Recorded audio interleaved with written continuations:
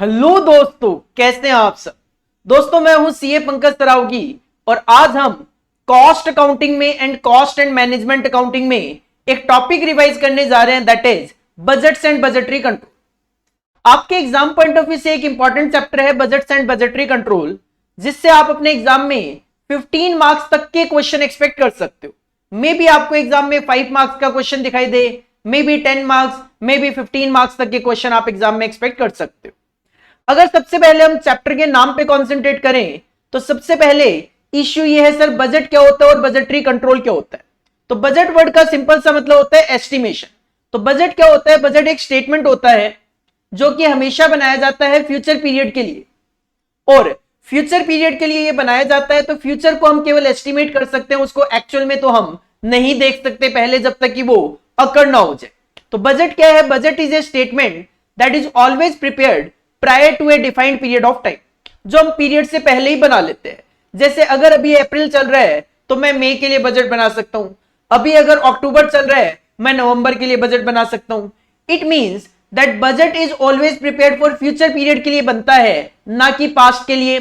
Sir budget जो होते हैं, बजट क्वांटिटेटिव में भी बनाए जा सकते हैं और बजट मॉनिटरी टर्म्स में भी बनाए जा सकते हैं। जैसे आप ये जानना चाहते हो कि अगले महीने में कितनी प्रोडक्शन करूंगा, तो आप वो प्रोडक्शन यूनिट्स में मेजर कर सकते हो।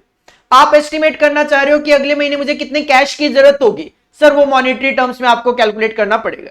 आप जानना चाहते हो कि मुझे अगले महीने कितने रॉ मटेरियल की जरूरत पड़ेगी, सर मैं वो रॉ मटेरियल जो है वो क्वांटिटी टर्म्स में भी एस्टिमेट कर सकता हूं और अमाउंट टर्म्स में भी एस्टिमेट कर सकता हूं। तो बजट जो है वो क्वांटिटी में भी बन सकते हैं और अमाउंट टर्म्स में भी बन सकते हैं। सर बजट तो ठीक है, बजटरी कंट्रोल क्या होता है? तो बजटरी कंट्रोल की अगर मैं बात करूं तो एक ऑर्गेनाइजेशन का बजट बनाने के पीछे पर्पज होता है एक्टिविटीज को कंट्रोल करना। एक ऑर्गेनाइजेशन बजट बना के उसके अकॉर्डिंगली अपनी एक्टिविटीज को कंट्रोल करना चाहती है। तो जब बजट बनाकर एक ऑर्गेनाइजेशन अपनी एक्टिविटीज को कंट्रोल करने की कोशिश करती है तो उस बस टेक्निक को ही बजटरी कंट्रोल बोला जाता है। तो बजटरी कंट्रोल एक कंट्रोल टेक्निक है। तो you can say sir budgetary control is a means of control. Control करने के लिए बजट बनाए जाते हैं, जिसमें हम क्या करते हैं, एक्चुअल रिजल्ट को कंपेयर करते हैं with the budgeted result, so that appropriate action may be taken with regard to any deviation between the two. पहले ऑर्गेनाइजेशन बजट बनाएगी, देन एक्चुअल जब अकर हो जाएगा दोनों में डिफरेंस देखा जाएगा और देखा जाएगा हम क्या इसमें अपना आप में सुधार कर सकते हैं, इंप्रूवमेंट कर सकते हैं, क्या हमें एक्शन लेने चाहिए। तो टॉपिक का नाम क्या है? Budget and budgetary control. Budget estimation है, जब उसको हम यूज करते हैं for the purpose of control तो उस टेक्निक को बजटरी कंट्रोल नाम दे दिया गया। इसमें से अगर मैं बात करूं तो एग्जाम में नॉर्मली आप थ्योरी और प्रैक्टिकल दोनों क्वेश्चन एक्सपेक्ट कर सकते हो। कई बार थ्योरी क्वेश्चन भी इसमें से देखा गया और कई बार प्रैक्टिकल क्वेश्चन भी इसमें से देखा गया। आज हम अराउंड आने वाले 1 घंटे के अंदर अंदर इस टॉपिक को रिवाइज करने की कोशिश करेंगे। सर बजट्स के टाइप, अगर आपको बजट्स के टाइप की बात करनी हो तो बजट को मेनली 4 ब्रॉड कैटेगरी में डिवाइड किया गया। कौन कौन से? सर सबसे पहले capacity wise. Capacity wise budget को 2 पार्ट में डिवाइड किया गया, one is fixed budget and one is flexible budget. जिसमें फ्लेक्सिबल बजट जो है वो हमारे एग्जाम के लिए काफी इंपॉर्टेंट है प्रैक्टिकल पॉइंट ऑफ व्यू से। Function wise budget, sir function wise काफी सारे बजट हो सकते हैं, sales budget, production budget, raw material का कंजम्पशन बजट, रॉ मटेरियल का purchase budget, production cost budget, cash budget, man power budget, cash budget. इसके अलावा आप यहां पे 7th पॉइंट में मैन पावर बजट भी मेंशन कर सकते। तो ये कुछ फंक्शनल बजट है। और फंक्शनल बजट में अगर मैं बात करूं तो प्रोडक्शन बजट एग्जाम के लिए इंपॉर्टेंट है, raw material consumption budget exam के लिए इंपॉर्टेंट है, रॉ मटेरियल का परचेज बजट भी एग्जाम पॉइंट ऑफ व्यू से इंपॉर्टेंट है। हालांकि ऐसा नहीं कहूंगा कि सेल्स, प्रोडक्शन कॉस्ट, कैश या मैन पावर आते नहीं है, आ सकते हैं, बट मेनली कौन से आते हैं वो मैंने बताया। पीरियड वाइज बजट 3 तरीके के हो सकते हैं। अगर आप बजट बनाते हो लॉन्ग टर्म के लिए तो वो लॉन्ग टर्म बजट बोल दिया जाता है। मीडियम टर्म के लिए बनाते हो, मीडियम टर्म बजट बोल दिया जाता है। शॉर्ट टर्म के लिए बनाते हो, सर शॉर्ट टर्म बजट बोल दिया जाता है। और जब कंपनी बजट बेसिस पे अपने इनकम स्टेटमेंट और बैलेंस शीट बनाती है तो उसको मास्टर बजट बोला जाता है। तो जब बजटेड इनकम स्टेटमेंट और बजटेड बैलेंस शीट बनती है तो उसको मास्टर बजट में कवर किया गया।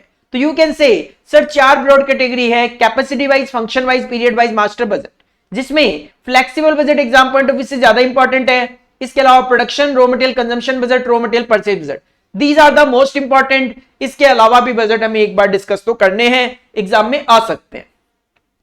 सर सबसे पहले हम फंक्शनल बजट का एक बजट देखते हैं, that is known as production budget. Production budget का सिंपल सा मतलब, बजट का मतलब होता है एस्टिमेशन, बजट का मतलब होता है एस्टिमेशन और प्रोडक्शन, तो इसका मतलब प्रोडक्शन का एस्टिमेशन। प्रोडक्शन बजट मतलब प्रोडक्शन का एस्टिमेशन। इसका मतलब हम यहां पे क्या एस्टिमेट करने वाले हैं, sir production target to be achieved in the future period. अगले महीने, अगले क्वार्टर, अगले साल हम कितनी यूनिट प्रोड्यूस करेंगे। This budget shows the production target to be achieved in the future period. और ये जो प्रोडक्शन बजट है ये क्वांटिटी टर्म्स में बनता है। सर कैसे बनता है, तो इसका एक सिंपल सा फॉर्मेट है, format of production budget quantity terms में हम बनाते हैं। सबसे पहले आपको कंसीडर करनी है, ये सारी की सारी क्वांटिटीज है, सेल्स की क्वांटिटी। सर कितनी यूनिट बेच लेंगे, ऐड करेंगे इसमें desired closing stock of finish goods, कितना आप क्लोजिंग में मेंटेन करना चाहते हो, टोटल रिक्वायरमेंट पता चल गई। अगर आपकी एक्सपेक्टेशन है कि आपके पास कुछ ओपनिंग में ऑलरेडी होगा, वो माइनस कर दो, minus opening stock of finish goods, तो वैसे तो हमें प्रोडक्शन पता चल गया। लेकिन कई बार जब ऑर्गेनाइजेशन प्रोडक्शन करती है उसमें डिफेक्टिव यूनिट आती है, लॉस हो जाती है, कुछ यूनिट रिजेक्ट हो जाती है, तो ऐसा कुछ है तो वो यूनिट भी बनती तो है ही, बाद में वो क्या होती है, रिजेक्ट वगैरह हो जाती है। तो इसमें हम ऐड कर लेते हैं, कोई भी अगर लॉस ऑफ यूनिट होगा, रिजेक्शन होगा, डिफेक्ट होगा, तो वो आप ऐड करोगे तो आपको टोटल प्रोडक्शन पता चलेगा। तो सिंपल सी बात, ये बनाना तो सर टोटल पड़ेगा, इसमें से ये नुकसान हो जाएगा तो ये मेरा नेट प्रोडक्शन, अच्छा वाला प्रोडक्शन, गुड प्रोडक्शन मेरे पास बचेगा। तो प्रोडक्शन बजट का format cells plus closing stock minus opening stock plus loss of units. इस पे एक एग्जांपल करके देख लेते हैं ताकि आपको फॉर्मेट की ज्यादा क्लैरिटी आ जाए। एक एग्जांपल है मेरे पास सिंपल सा, prepare a production budget for the 3 months ending 31 March 2022। और जैसा कि मैं बता देता हूं आपको, ये रिवीजन क्लासेस है हमारी, तो रिवीजन क्लासेस का बेनिफिट आपको तब ज्यादा मिलेगा जब आपने ऑलरेडी चैप्टर पढ़ा हुआ होगा। अदरवाइज चीजें तो मैं सारी बता रहा हूं, लेकिन एक फास्ट ट्रैक की तरह, एक फास्ट स्पीड में। जैसे अगर मैं नॉर्मली बात करूं, normally budget and budgetary control का जो टॉपिक है, रेगुलर क्लासेस में मैं बात करूं, हमारी रेगुलर क्लासेस में ये 10 to 12 आवर्स में कंप्लीट होता है, जो कि मैं यहां पे आज आपको 1 से सवा घंटे में रिवाइज करवाने की कोशिश कर रहा हूं। तो of course you can understand कि सर एक चीज जो 10 से 12 घंटे में हमने डिस्कस करी हुई होती है, उसको अगर हम 1 से सवा घंटे में रिवाइज कर रहे हैं, क्योंकि रिवीजन का मतलब क्या है, फास्ट स्पीड में एक रिवीजन करना। अगर मुझे 10 से 12 घंटे ही लगाने तो फिर रिवीजन का क्या मतलब हुआ, फिर तो आप रेगुलर क्लासेस ही दोबारा देख सकते हो। तो रिवीजन क्लासेस का मतलब है आपने ऑलरेडी चीजें पढ़ी हुई है, जस्ट मैं आपको क्या कर रहा हूं, रिमाइंड दिलवा रहा हूं, और ताकि आपको एक बूस्ट मिल जाए चैप्टर को रिवाइज करने में। अगर आपने अभी तक चैप्टर रिवाइज नहीं किया, मैं करवा दूंगा, उसके बाद आप अगर करोगे आपको चीजें और ज्यादा इजीली अंडरस्टैंड हो जाएंगी। Prepare a production budget for the 3 months ending 31 March 2022 for a factory producing 4 products on the basis of the following information. Question कहता है 3 महीने का बजट बनाना है, 4 प्रोडक्ट का बजट बनाना है। प्रोडक्ट के नाम है WXYZ। आपको एस्टिमेटेड स्टॉक ऑन जनवरी 1 2022 बता दिया, that will be opening stock. Estimated sales बता दिया आपको, जनवरी से मार्च में क्या हम सेल्स करेंगे यूनिट्स में, और साथ में आपको डिजायर्ड क्लोजिंग स्टॉक बता दिया मार्च में। तो सर ठीक है, sales plus closing stock minus opening stock करूंगा, मुझे प्रोडक्शन पता चल जाएगा, यूनिट्स हमारे पास गिवन है। तो हम इसके लिए हेडिंग पुट करते हैं answer. Presentation point of view से production budget for the month of production budget for the period ending 31 March 2022। अगर 4 प्रोडक्ट है तो सर कॉलम 5 बनाने पड़ेंगे अपने को। पहला कॉलम आप लिखना चाहो तो पर्टिकुलर्स लिख सकते हो, ब्लैंक रखना चाहो ब्लैंक रख सकते हो। उसके बाद आपको 4 कॉलम प्रोडक्ट के तो बनाने ही पड़ेंगे, WXY और Z। सर फॉर्मेट फॉलो करो, फॉर्मेट में सबसे पहले सेल्स ली जाती है 20,000, 30,000, 26,000, 24,000। सबसे पहले आप सेल्स लिख लो, कॉपी पेस्ट कर लो। उसमें ऐड करते हैं हम desired closing stock, sir 6,000, 10,000, 6,000, 4,000 copy कर लो। दोनों को ऐड करते हैं, टोटल रिक्वायरमेंट पता चल जाती है 26,000, 40,000, 32,000, 28,000। माइनस करो opening stock, sir 4,000, 6,000, 8,000 and 6,000। Accordingly आपको आपका प्रोडक्शन यूनिट्स पता चल जाएगी। सिंपल मैं कहूं, प्रोडक्शन बजट या फिर ये जो बजट एंड बजटरी कंट्रोल का टॉपिक है, फॉर्मेट बेस्ड है। फॉर्मेट बेस्ड टॉपिक है, अगर आपको फॉर्मेट पता है आप इजीली क्वेश्चन को सॉल्व कर सकते हो। फॉर्मेट नहीं पता क्वेश्चन सॉल्व करने में प्रॉब्लम हो सकती है। This is the simple application of production budget. This is the simple application of production budget. Production budget के बाद हम बनाते हैं रॉ मटेरियल का कंजम्पशन बजट। और जो रॉ मटेरियल का कंजम्पशन है वो किस पे डिपेंड करता है? सर प्रोडक्शन पे। अगर मैं आपको कहूं 10,000 यूनिट्स मेरे को बनानी है और एक यूनिट को बनाने के लिए 2 किलो रॉ मटेरियल लगेगा, तो सर सिंपल सी बात है, अगर आपने कहा कि एक यूनिट को बनाने के लिए 2 kg रॉ मटेरियल लगेगा, 10,000 यूनिट बनानी है, तो 10,000 के लिए 10,000 इंटू 2 20,000 kg रॉ मटेरियल लग जाएगा। ये क्या है? रॉ मटेरियल का कंजम्पशन बजट है। तो this budget indicates the material to be consumed to achieve the required production quantity. आपको जो प्रोडक्शन करना है उसको अचीव करने के लिए कितना रॉ मटेरियल कंज्यूम होगा वो हमें यहां पे कैलकुलेट करना, और वो हम यहां पे क्वांटिटी में कैलकुलेट करते हैं। तो यू कैन से रॉ मटेरियल कंजम्पशन बजट हम क्वांटिटी टर्म्स में यहां पे बनाते हैं। सर इसका भी एक सिंपल सा फॉर्मेट है, वो क्या है? आपको प्रोडक्शन क्वांटिटी लेनी है।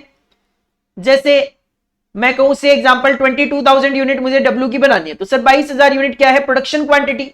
एक यूनिट को बनाने के लिए कितना रॉ मटेरियल? तो sir raw material required per unit of product. Product की एक यूनिट को बनाने के लिए कितना रॉ मटेरियल चाहिए? जो भी होगा 2 किलो, 3 लीटर, 5 मीटर, जो भी क्वेश्चन में गिवन हो, मल्टीप्लाई करोगे आपको आपका कंजम्पशन पता चल जाएगा। तो total raw material consumption quantity निकालने के लिए करना क्या है? प्रोडक्शन क्वांटिटी को मल्टीप्लाई करना है raw material requirement per unit of product से। एक क्वेश्चन में इसका भी एप्लीकेशन देख लेते हैं ताकि चीजें अपने को एप्लीकेशन पॉइंट ऑफ व्यू से क्लियर होनी चाहिए, क्योंकि सर एग्जाम में प्रैक्टिकल क्वेश्चन आने के चांसेस ज्यादा होते हैं इस टॉपिक में से। You are producing a product, आप एक प्रोडक्ट बना रहे हो। Production of 1 ton of product requires 1.5 ton iron and 0.5 ton of zinc. 1 ton product बनाने के लिए मुझे 1.5 टन तो आयरन की जरूरत पड़ेगी और 0.5 टन जिंक की जरूरत पड़ेगी। The producer plan to sell 50,000 ton of product during the year 2022। Sales की क्वांटिटी हमें पता चल गई 50,000 टन है। प्रिपेयर मटेरियल का कंजम्पशन बजट बनाना है for the year 2022 from the following. हमारे पास balance as on January 1, 2022 given है। किस चीज का बैलेंस है सर? ये प्रोडक्ट का ओपनिंग बैलेंस है 6,000 ton. Similarly balance as desired on 31 December 2022 closing stock given है किसका? प्रोडक्ट का 5,000 टन। हमें पता चल गया था फॉर्मेट देखकर ही कि सर रॉ मटेरियल का जो कंजम्पशन है वो डिपेंड करता है प्रोडक्शन पे। तो आपको पहले तो प्रोडक्शन निकालना पड़ेगा। सेल है 50,000 plus closing 5,000 minus opening 6,000, production quantity निकाल लो। आंसर में आप नो डाउट मुझे रॉ मटेरियल कंजम्पशन बजट बनाना है, बट इसके लिए पहले आपको एक वर्किंग नोट में प्रोडक्शन बजट बनाना पड़ेगा for the year 2022। Simple 2 column में आप ये प्रोडक्शन बजट बना सकते हो। पहले कॉलम में आप लिखना चाहो पर्टिकुलर्स लिखो या फिर ब्लैंक रखो। दूसरे कॉलम में क्वांटिटी जो कि यहां पे टन्स में है। सर फॉर्मेट फॉलो करो प्रोडक्शन बजट का। Sales 50,000 plus desired closing stock 5,000, total requirement है 55,000 की, ओपनिंग कितना है 6,000। तो सर मुझे 49,000 यूनिट प्रोड्यूस करनी है। अगर आपको 49,000 यूनिट प्रोड्यूस करनी है तो प्रोडक्शन क्वांटिटी हो गई 49,000। सर 2 तरीके के मटेरियल लगने हैं, आयरन और जिंक। कितना कितना? सर 1.5 टन आयरन लगेगा और आधा टन जिंक लगेगा। 1.5 टन आयरन लगेगा और आधा टन जिंक लगेगा। जस्ट मल्टीप्लाई करोगे आपको आपका मटेरियल कंजम्पशन की क्वांटिटी पता चल जाएगी। फॉर्मेट सिंपल है, चीजें सिंपल है। अगर हमने अच्छे से रीड करी हुई है, अच्छे से अंडरस्टैंड की हुई है, काफी इजी टॉपिक है। This is the application of raw material consumption budget. तो आपको आइडिया लग गया होगा sir raw material consumption budget के लिए मुझे पहले प्रोडक्शन क्वांटिटी कैलकुलेट करनी है, उसके बाद ही मैं रॉ मटेरियल कंजम्पशन बजट बना सकता हूं। रॉ मटेरियल कंजम्पशन बजट के बाद नेक्स्ट बजट आता है हमारा रॉ मटेरियल का परचेज बजट। सर ठीक है, बात समझ में आ गई कि हमें 73,500 और 24,500 टन कंज्यूम करना है। सर परचेज भी तो करना पड़ेगा, कंज्यूम करना है तो how to calculate raw material purchase. Raw material purchase की अगर मैं बात करूं तो रॉ मटेरियल परचेज बजट आपको बताएगा एक एस्टिमेशन करके कि सर कितनी क्वांटिटी और कितनी अमाउंट का माल हमें परचेज करना पड़ेगा। तो this budget indicate the material to be purchase, कितना मटेरियल अपने को खरीदना है। और ये क्वांटिटी और अमाउंट दोनों में कैलकुलेट किया जा सकता है कि सर कितनी क्वांटिटी खरीदनी है, 20,000 टन, 50,000 टन, कितना खरीदना है और उसकी कॉस्ट क्या होगी, तो परचेज कॉस्ट भी हम यहां पे कैलकुलेट कर सकते हैं। इसके लिए एक सिंपल सा फॉर्मेट हम फॉलो करते हैं। फॉर्मेट क्या है sir raw material purchase budget का? सबसे पहले आप कंजम्पशन लोगे, जो हमने रॉ मटेरियल कंजम्पशन बजट से कैलकुलेट किया होगा वो कंजम्पशन आप परचेज बजट में सबसे पहले पिक कर लोगे। दो कॉलम में ये बनता है, आप कॉलम के नाम लिखना चाहो कुछ तो ये पर्टिकुलर्स हो जाएगा और इसके अंदर क्वांटिटी और अमाउंट दोनों आते हैं, तो इसमें क्वांटिटी एंड अमाउंट आप मेंशन कर सकते हो। क्वांटिटी एंड अमाउंट जो है वो आप यहां पे मेंशन कर सकते हो। सबसे पहले सर हम कंसीडर करते हैं कंजम्पशन ऑफ रॉ मटेरियल, उसमें ऐड करते हैं closing stock of raw material, तो हमें टोटल रिक्वायरमेंट पता चल जाती है मटेरियल की। ये टोटल रिक्वायरमेंट ऑफ मटेरियल आ गया। इसमें से अगर आपको लगता है कि कोई ओपनिंग स्टॉक ऑफ मटेरियल मेरे पास पहले से होगा वो माइनस कर दो आप, तो आपको पता चल जाएगा मुझे कितनी यूनिट खरीदनी है, और कितनी यूनिट खरीदनी है पता चल जाएगा तो उस पर अगर आप रॉ मटेरियल का प्राइस अप्लाई कर दोगे, मल्टीप्लाई कर दोगे, तो आपको रॉ मटेरियल की कॉस्ट पता चल जाएगी। सिंपल अगर मैं कहूं कि भाई 20,000 यूनिट हमें कंज्यूम करनी है, 5,000 अपने पास आप क्लोजिंग में रखना चाहते हो, सर 25,000 यूनिट की जरूरत है मेरे को। आप कहते हो सर 2,000 ओपनिंग में, तो सर 23,000 यूनिट खरीदनी पड़ेगी। आप कहते हो 5 रुपए पर यूनिट का रेट है, तो सर 1,15,000 की मेरी कॉस्ट आ जाएगी। बाकी हम एक एग्जाम्पल के अंदर फुल फ्लेज क्वेश्चन करके देखेंगे ताकि आपको चीजें ज्यादा क्लियर हो जाए। Raw material purchase budget, sir format क्या है, consumption plus closing stock of material minus opening stock of material, अपने पास परचेज क्वांटिटी आ गई, उसको प्राइस से मल्टीप्लाई करेंगे तो परचेज कॉस्ट आ जाएगी। एक क्वेश्चन में इसका एप्लीकेशन करवाता हूं मैं आपको, अच्छा क्वेश्चन है, एग्जाम में भी आ भी जाए। एग्जाम्पल क्या है, the following are the estimated sales of a company for 8 months ending 30th November 2021। आपको 8 महीने की सेल्स बता दी एस्टिमेटेड, कहां से लेकर कहां तक, अप्रैल मई जून जुलाई अगस्त सितंबर अक्टूबर और नवंबर, ये 8 महीने की एस्टिमेटेड सेल्स क्वांटिटी बता दी है, यूनिट्स बता दी है। साथ में कहते हैं as a matter policy, company की पॉलिसी है क्या, the company maintains the closing balance of finished goods and raw material as follows. Company कहती है हमने एक पॉलिसी बनाई हुई है, किस चीज से रिलेटेड, फिनिश्ड गुड्स और रॉ मटेरियल का जो हम क्लोजिंग बैलेंस मेंटेन करते हैं उससे रिलेटेड हमने एक पॉलिसी बनाई है। क्या पॉलिसी है आपकी, कंपनी की पॉलिसी है कि फिनिश्ड गुड्स का जो closing balance of a month है वो हम मेंटेन करेंगे 50%। सर किसका 50%, of the estimated cell for the next month, अगले महीने की सेल का 50% क्लोजिंग बैलेंस मेंटेन करेंगे, ठीक है। रॉ मटेरियल सर अगले महीने का जो कंजम्पशन होगा वो मेंटेन करेंगे। तो कंपनी ने पॉलिसी बनाई हुई है कि closing stock of finished goods हम अगले महीने की सेल का 50% मेंटेन करेंगे। जैसे अगर आपको अप्रैल में क्लोजिंग मेंटेन करना हो तो नेक्स्ट मंथ कौन सा, मई की सेल कितनी है 13,000, तो 13,000 का 50% 6,500 आप अप्रैल में क्लोजिंग स्टॉक मेंटेन कर लोगे। रॉ मटेरियल को लेकर क्वेश्चन है अगले महीने का जो कंजम्पशन होगा वही हम as a closing balance maintain कर लेंगे, तो वो तो आपको कंजम्पशन कैलकुलेट करना पड़ेगा। क्वेश्चन क्या चाहता है और क्या डेटा और गिवन है हमारे पास, कहते हैं every unit of production requires 2 kg of raw material. Product की एक यूनिट को बनाने के लिए 2 kg रॉ मटेरियल चाहिए। Sir raw material consumption budget में काम आएगा और रॉ मटेरियल का जो रेट है, कॉस्ट है, वो है 5 रुपए पर केजी। सर ये काम आएगा आपको परचेज कॉस्ट कैलकुलेट करते वक्त परचेज बजट के अंदर। क्वेश्चन चाहता क्या था, prepare monthly production budget in units. पहली बात तो मंथली बजट बनाने and monthly raw material purchase budget in units and cost. कहते हैं प्रोडक्शन बजट बनाओ एक तो मंथली यूनिट्स में, फिर रॉ मटेरियल का परचेज बजट बनाओ यूनिट्स और कॉस्ट में, of the company for the half year ending 30th September 2021। आधे साल के लिए बनाना है जो कि खत्म हो रहा है 30 सितंबर को। सर इसका मतलब मंथली बनाना और आधे साल का, तो अप्रैल मई जून जुलाई अगस्त और सितंबर, इन 6 महीने का आपको प्रोडक्शन बजट और रॉ मटेरियल परचेज बजट बना के देना है। और हमें पता है परचेज बजट तब तक नहीं बन सकता जब तक कंजम्पशन ना कैलकुलेट कर ले। तो इसका मतलब इस क्वेश्चन के अंदर आपको रॉ मटेरियल का परचेज भी बनाना है, कंजम्पशन भी बनाना है और उन दोनों से पहले प्रोडक्शन बजट भी बनाना पड़ेगा, क्योंकि सीक्वेंस है, समझ लो कि सर पहले प्रोडक्शन बजट, उस पे डिपेंड करता है कंजम्पशन, और कंजम्पशन पे डिपेंड करता है परचेज बजट। ठीक है सर, सबसे पहले हम प्रोडक्शन बजट बनाएंगे। हेडिंग आप प्रेजेंटेशन कुछ इस तरीके से दोगे, production budget for the half year ending 30 September 2021। Question ने कहा हाफ ईयर का बनाओ, मंथली बनाओ, तो 7 कॉलम्स मैंने यहां पे कंसीडर कर लिए। पहला कॉलम पर्टिकुलर्स का हो जाता है, और उसके बाद 6 महीने का बनाना है, तो अप्रैल मई जून जुलाई अगस्त और सितंबर। सर प्रोडक्शन बजट का फॉर्मेट फॉलो करो। सबसे पहले आप लेते हो सेल्स यूनिट, कॉपी करो 12,000, 13,000, 9,000, 8,000, 10,000 और 12,000।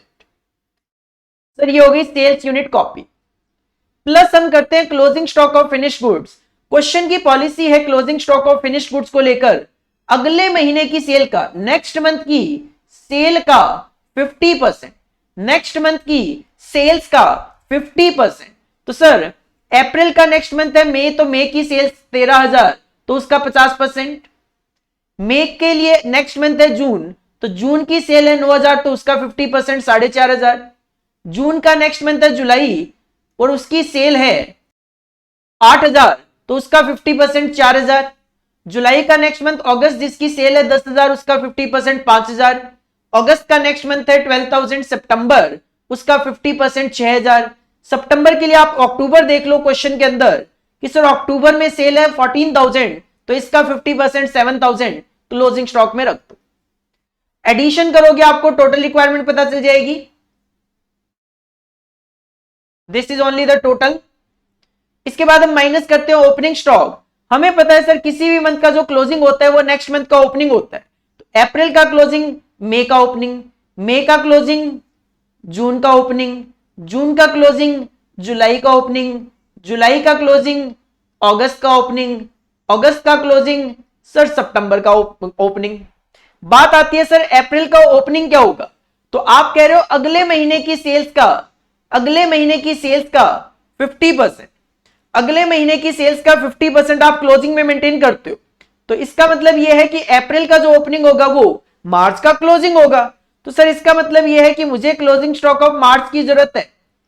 और आप मार्च में क्या कहोगे, सर अगले महीने की सेल दैट इज अप्रैल की सेल 12,000 और उसका 50% दैट इज 6,000 आप क्लोजिंग में मेंटेन करोगे मार्च में, जो कि अप्रैल में आपका ओपनिंग बन जाएगा। टोटल रिक्वायरमेंट में से जब आप ओपनिंग स्टॉक माइनस करेंगे आपको आपकी प्रोडक्शन क्वांटिटी पता चल जाएगी, आपको आपकी प्रोडक्शन क्वांटिटी पता चल जाएगी। This is the production budget. Question ने कहा प्रोडक्शन बजट तो ठीक है बना देना यूनिट्स में, इसके अलावा रॉ मटेरियल का परचेज बजट बना देना। सर परचेज बजट तब तक नहीं बन सकता जब तक मैं कंजम्पशन बजट ना बना लूं। परचेज बजट तब तक नहीं बन सकता जब तक मैं कंजम्पशन बजट ना बना लूं। तो आपको वर्किंग नोट में कंजम्पशन बजट शो करना पड़ेगा, वर्किंग नोट में आपको कंजम्पशन बजट बनाना पड़ेगा रॉ मटेरियल का। और यहां पे अगर मैं बात करूं, अगर आप क्वेश्चन को ध्यान से पढ़ते हो, अगर आप क्वेश्चन को ध्यान से पढ़ते हो तो सर क्वेश्चन ने क्या कहा, क्वेश्चन ने कहा कि हम जो रॉ मटेरियल का क्लोजिंग बैलेंस मेंटेन करते हैं वो करते हैं अगले महीने का कंजम्पशन।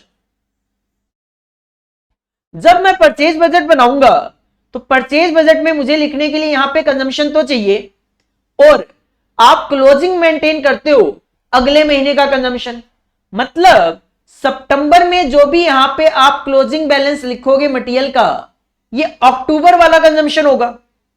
इसका मतलब अगर आप इस चीज को पहले से ही अंडरस्टैंड कर लेते हो तो आपको कंजम्पशन बजट जो है वो अक्टूबर तक बना लेना चाहिए, क्योंकि ये वर्किंग नोट है और वर्किंग नोट में ऐसी कोई कंडीशन नहीं होती कि क्वेश्चन ने अगर हाफ ईयर बोला है तो हाफ ईयर के लिए ही बनाऊं।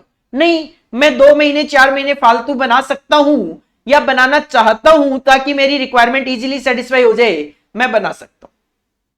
तो मैं यहां पे अप्रैल में जून जुलाई अगस्त सितंबर के साथ साथ अक्टूबर भी ले रहा हूं, क्योंकि मैंने क्वेश्चन से ये एनालाइज कर लिया है कि सर जब मैं परचेज बजट बनाऊंगा तो मुझे यहां पे closing stock of raw material रखने के लिए सितंबर मंथ में अक्टूबर का कंजम्पशन चाहिएगा। सर कंजम्पशन कैसे निकालते हैं, प्रोडक्शन क्वांटिटी को रिक्वायरमेंट पर यूनिट से मल्टीप्लाई करके। सर सबसे पहले तो आप क्या करोगे, ये जो प्रोडक्शन क्वांटिटीज आई है आपकी, इसको कॉपी पेस्ट करना है कंजम्पशन बजट में। सर ये हुआ कॉपी पेस्ट। क्वेश्चन ने कहा था हमें every unit of production require 2 kg of raw material. Product की एक यूनिट को बनाने के लिए 2 kg रॉ मटेरियल लगेगा। तो raw material requirement per unit sir 2 multiply कर लोगे 12,500 इंटू 2 मल्टीप्लाई कर लो, आपको कंजम्पशन पता चल गया। This will be the part of working note in your exam. Sir जब मुझे कंजम्पशन पता चल गया तो कंजम्पशन के बेसिस पे मैं इजीली परचेज बजट बना सकता हूं। अब मैं रॉ मटेरियल का परचेज बजट बना सकता हूं as per the demand of the question. 6 महीने के लिए बनाना है तो सर कॉलम लेने पड़ेंगे 7। Raw material purchase budget for the half year ending 30 September 2021 particulars का कॉलम होगा, बाकी 6 महीने के 6 कॉलम अप्रैल मई जून जुलाई अगस्त सितंबर। सर परचेज बजट में सबसे पहले कंजम्पशन लिया जाता है, तो ये जो कंजम्पशन क्वांटिटीज आपने कैलकुलेट की है वो कॉपी कर दो। सबसे पहले कंजम्पशन क्वांटिटी जो हमने कैलकुलेट की है वर्किंग नोट में वो हो जाएगी कॉपी। उसमें हम ऐड करते हैं closing stock of material. Question ने कहा कि closing stock of raw material की हमारी पॉलिसी है estimated consumption for the next month. अगले महीने का जो एस्टिमेटेड कंजम्पशन है वही हम closing balance of a month maintain करते हैं। तो सर ठीक है, अप्रैल में आप मई का जो कंजम्पशन है वो एज ए क्लोजिंग लोगे, मई में जून का कंजम्पशन, जून में जुलाई का कंजम्पशन, जुलाई में अगस्त का कंजम्पशन, अगस्त में सितंबर का कंजम्पशन, और सितंबर में सर मैं अक्टूबर का कंजम्पशन लिखूंगा जो कि मैं ऑलरेडी कैलकुलेट करके बैठा हूं। अक्टूबर का कंजम्पशन 26,000 रुपए। कंजम्पशन में आप क्लोजिंग स्टॉक और रॉ मटेरियल ऐड करेंगे, आपको टोटल रिक्वायरमेंट ऑफ मटेरियल पता चल जाएगी। This is only the addition, और इसमें से माइनस करेंगे ओपनिंग। अगेन वही कॉन्सेप्ट, सर अप्रैल का जो क्लोजिंग है वो मई का ओपनिंग, जो मई का क्लोजिंग है वो जून का ओपनिंग, जो जून का क्लोजिंग है वो जुलाई का ओपनिंग, जो जुलाई का क्लोजिंग है वो अगस्त का ओपनिंग, और जो अगस्त का क्लोजिंग है वो सितंबर का ओपनिंग। सर अप्रैल का ओपनिंग क्या होगा? अप्रैल का ओपनिंग वो होगा जो मार्च का क्लोजिंग होगा। सर मार्च का रॉ मटेरियल का क्लोजिंग क्या होगा? आपकी पॉलिसी है, आप कहते हो अगले महीने का जो कंजम्पशन है वही हम क्लोजिंग मेंटेन करते हैं। तो मार्च का अगला महीना कौन सा है? अप्रैल। अप्रैल का कंजम्पशन कितना? 25,000। तो सर 25,000 केजी आप क्लोजिंग स्टॉक रखोगे मार्च में, जो कि अप्रैल में आपका ओपनिंग बन जाएगा।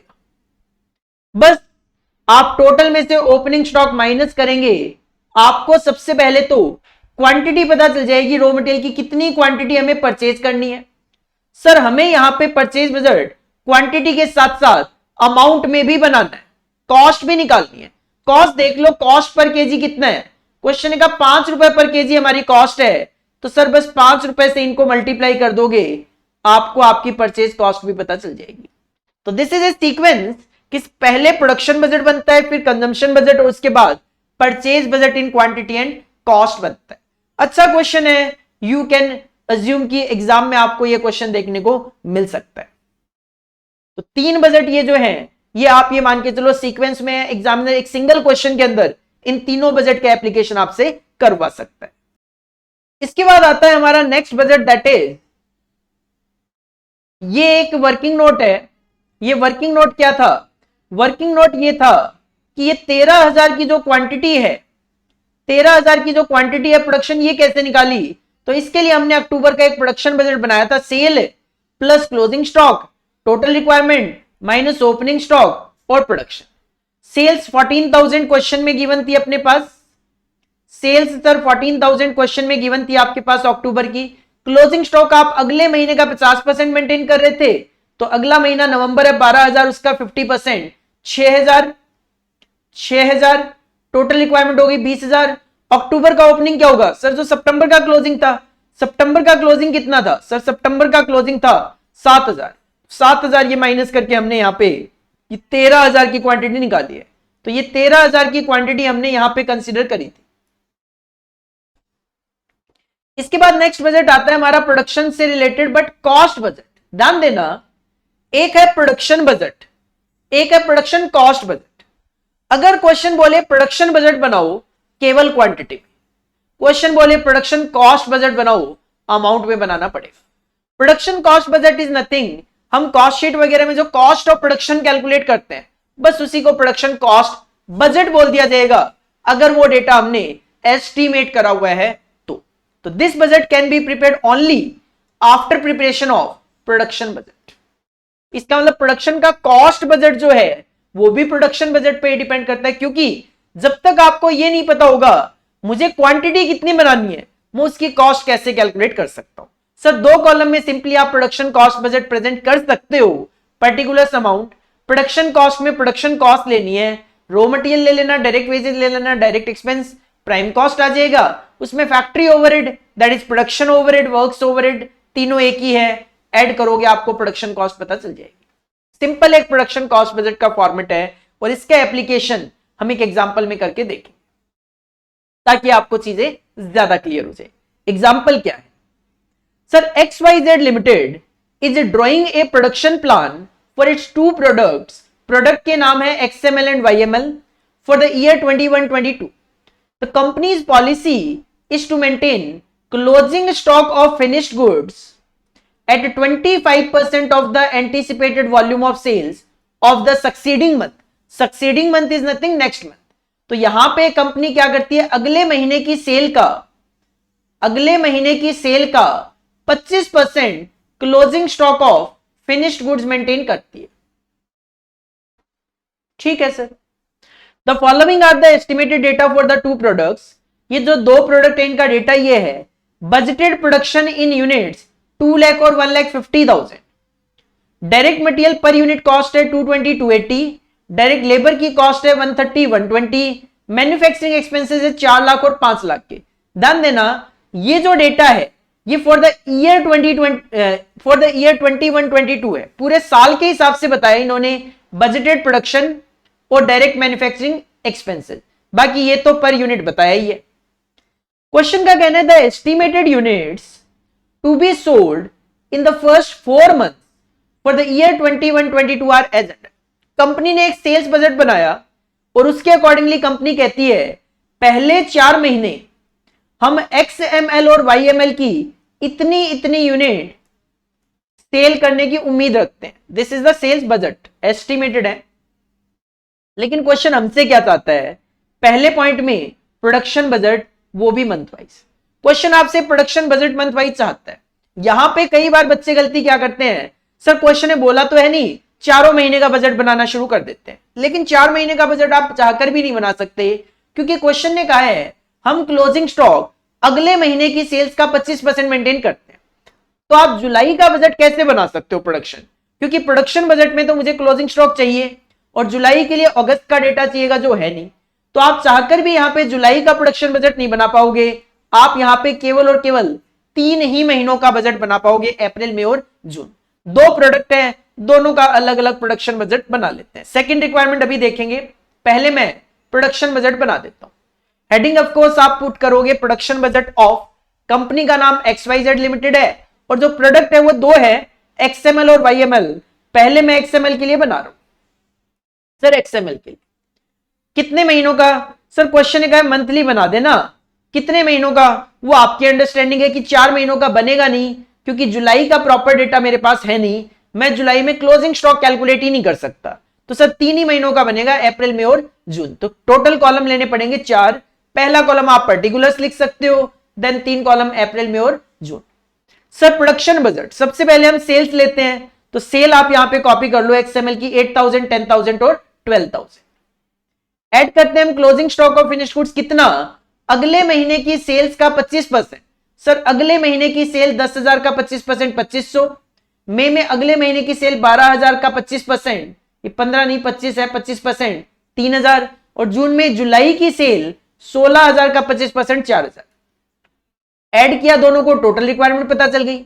सर अप्रैल का जो क्लोजिंग है वो मई का ओपनिंग, मई का जो क्लोजिंग है वो जून का ओपनिंग, और कंपनी की पॉलिसी है हम अगले महीने की सेल का 25% क्लोजिंग रखते हैं।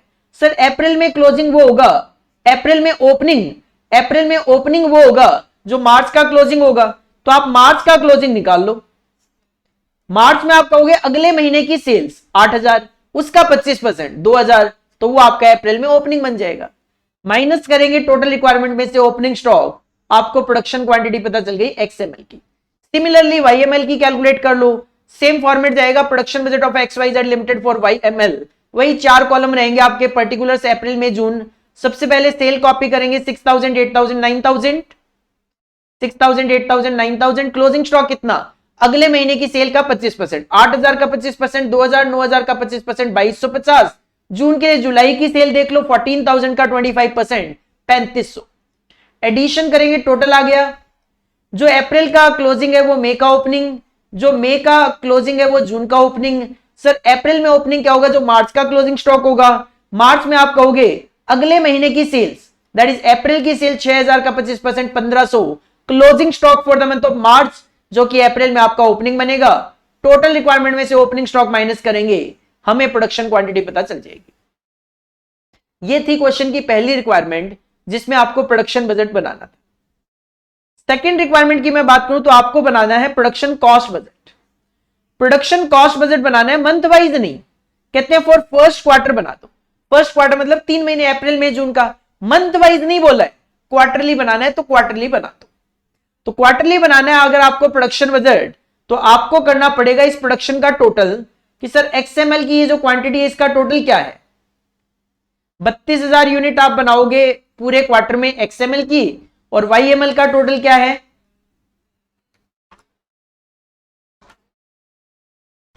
सर 25000। तो इसका मतलब नंबर ऑफ यूनिट्स पता चल गई। 32000 और 25000 यूनिट के लिए अपने को प्रोडक्शन कॉस्ट कैलकुलेट करके देनी है। तो हेडिंग पुट करेंगे आप प्रोडक्शन कॉस्ट बजट क्वार्टर 1 के लिए। सर सबसे पहले हम रॉ मटेरियल की कॉस्ट कंसीडर करेंगे, 220 और 280 से मल्टीप्लाई करना है। 220 इंटू 32000, 25000 इंटू 280, मटेरियल की कॉस्ट आ जाएगी। वेजेस की कॉस्ट पर यूनिट क्या है, 130 और 120। तो सर 130 इंटू 32000, 120 इंटू 25000, ये पता चल गया। इसके अलावा मैन्युफैक्चरिंग एक्सपेंसेस, सर 4 लाख और 5 लाख रुपए के खर्चे गिवन है, लेकिन ये तो 2 लाख और 1.5 लाख यूनिट के लिए है। तो 4 लाख रुपए अगर 2 लाख के लिए है, तो 32000 के लिए कितना, 64000 रुपए आ जाएगा। 4 लाख है 2 लाख के लिए, तो 32000 के लिए 64000। सिमिलरली YML में अगर 5 लाख रुपए का एक्सपेंस है 1.5 लाख यूनिट के लिए, 5 लाख का खर्चा है 1.5 लाख के लिए, हम बना रहे हैं 25000 यूनिट, तो 25000 के लिए कितना, 83,333। बाकी कोई खर्चा है नहीं, एडिशन करोगे आपको आपकी प्रोडक्शन कॉस्ट पता चल जाएगी। तो सिंपल एप्लीकेशन है, फॉर्मेट बेस्ड है सारी की सारी चीजें, और कहीं ना कहीं लॉजिकल भी है, क्योंकि कॉस्टिंग को पढ़ते पढ़ते अब जब इस रिवीजन स्टेज पे हम हैं, तो हमें पता होता है कि कैलकुलेशंस किस तरीके से चलती है। इसके बाद जो नेक्स्ट बजट है, जो कि काफी important exam point of view से और सिंपल भी है, that is flexible budget. Flexible budget में एक ऑर्गेनाइजेशन क्या करती है, डिफरेंट लेवल ऑफ एक्टिविटीज पे अपनी कॉस्ट और प्रॉफिट कैलकुलेट करती है। तो it is a budget which is prepared by the organisation on different levels of activity. बस फ्लेक्सिबल बजट में करना क्या होता है, अपने को खर्चों को वेरिएबल, फिक्स्ड और सेमी वेरिएबल अलग अलग प्रेजेंट करना होता है। तो in this budget cost are classified into 3 categories, sir variable cost, fixed cost और सेमी वेरिएबल कॉस्ट। क्वेश्चन को लेकर 2 तरीके की वैरायटी बनती है। एक तो क्वेश्चन इस तरीके के होते हैं जिसमें सेल्स नहीं गिवन होती, मतलब सेल की quantity, selling price, amount of sale given नहीं होती। तो हम वहां पे क्या करते हैं, वहां पे कॉस्ट पर यूनिट कैलकुलेट करते हैं, टोटल कॉस्ट निकाल के नंबर ऑफ यूनिट से डिवाइड करके कॉस्ट पर यूनिट निकाल देते हैं। लेकिन अगर क्वेश्चन में सेल्स गिवन होती है, तो फिर हम उस सिचुएशन में टोटल प्रॉफिट निकालते हैं, क्योंकि सिंपल सी बात यह है कि कंपनी का जो टारगेट होता है वो होता है कॉस्ट पर यूनिट कम से कम रखना और प्रॉफिट टोटलिटी में ज्यादा से ज्यादा रखना।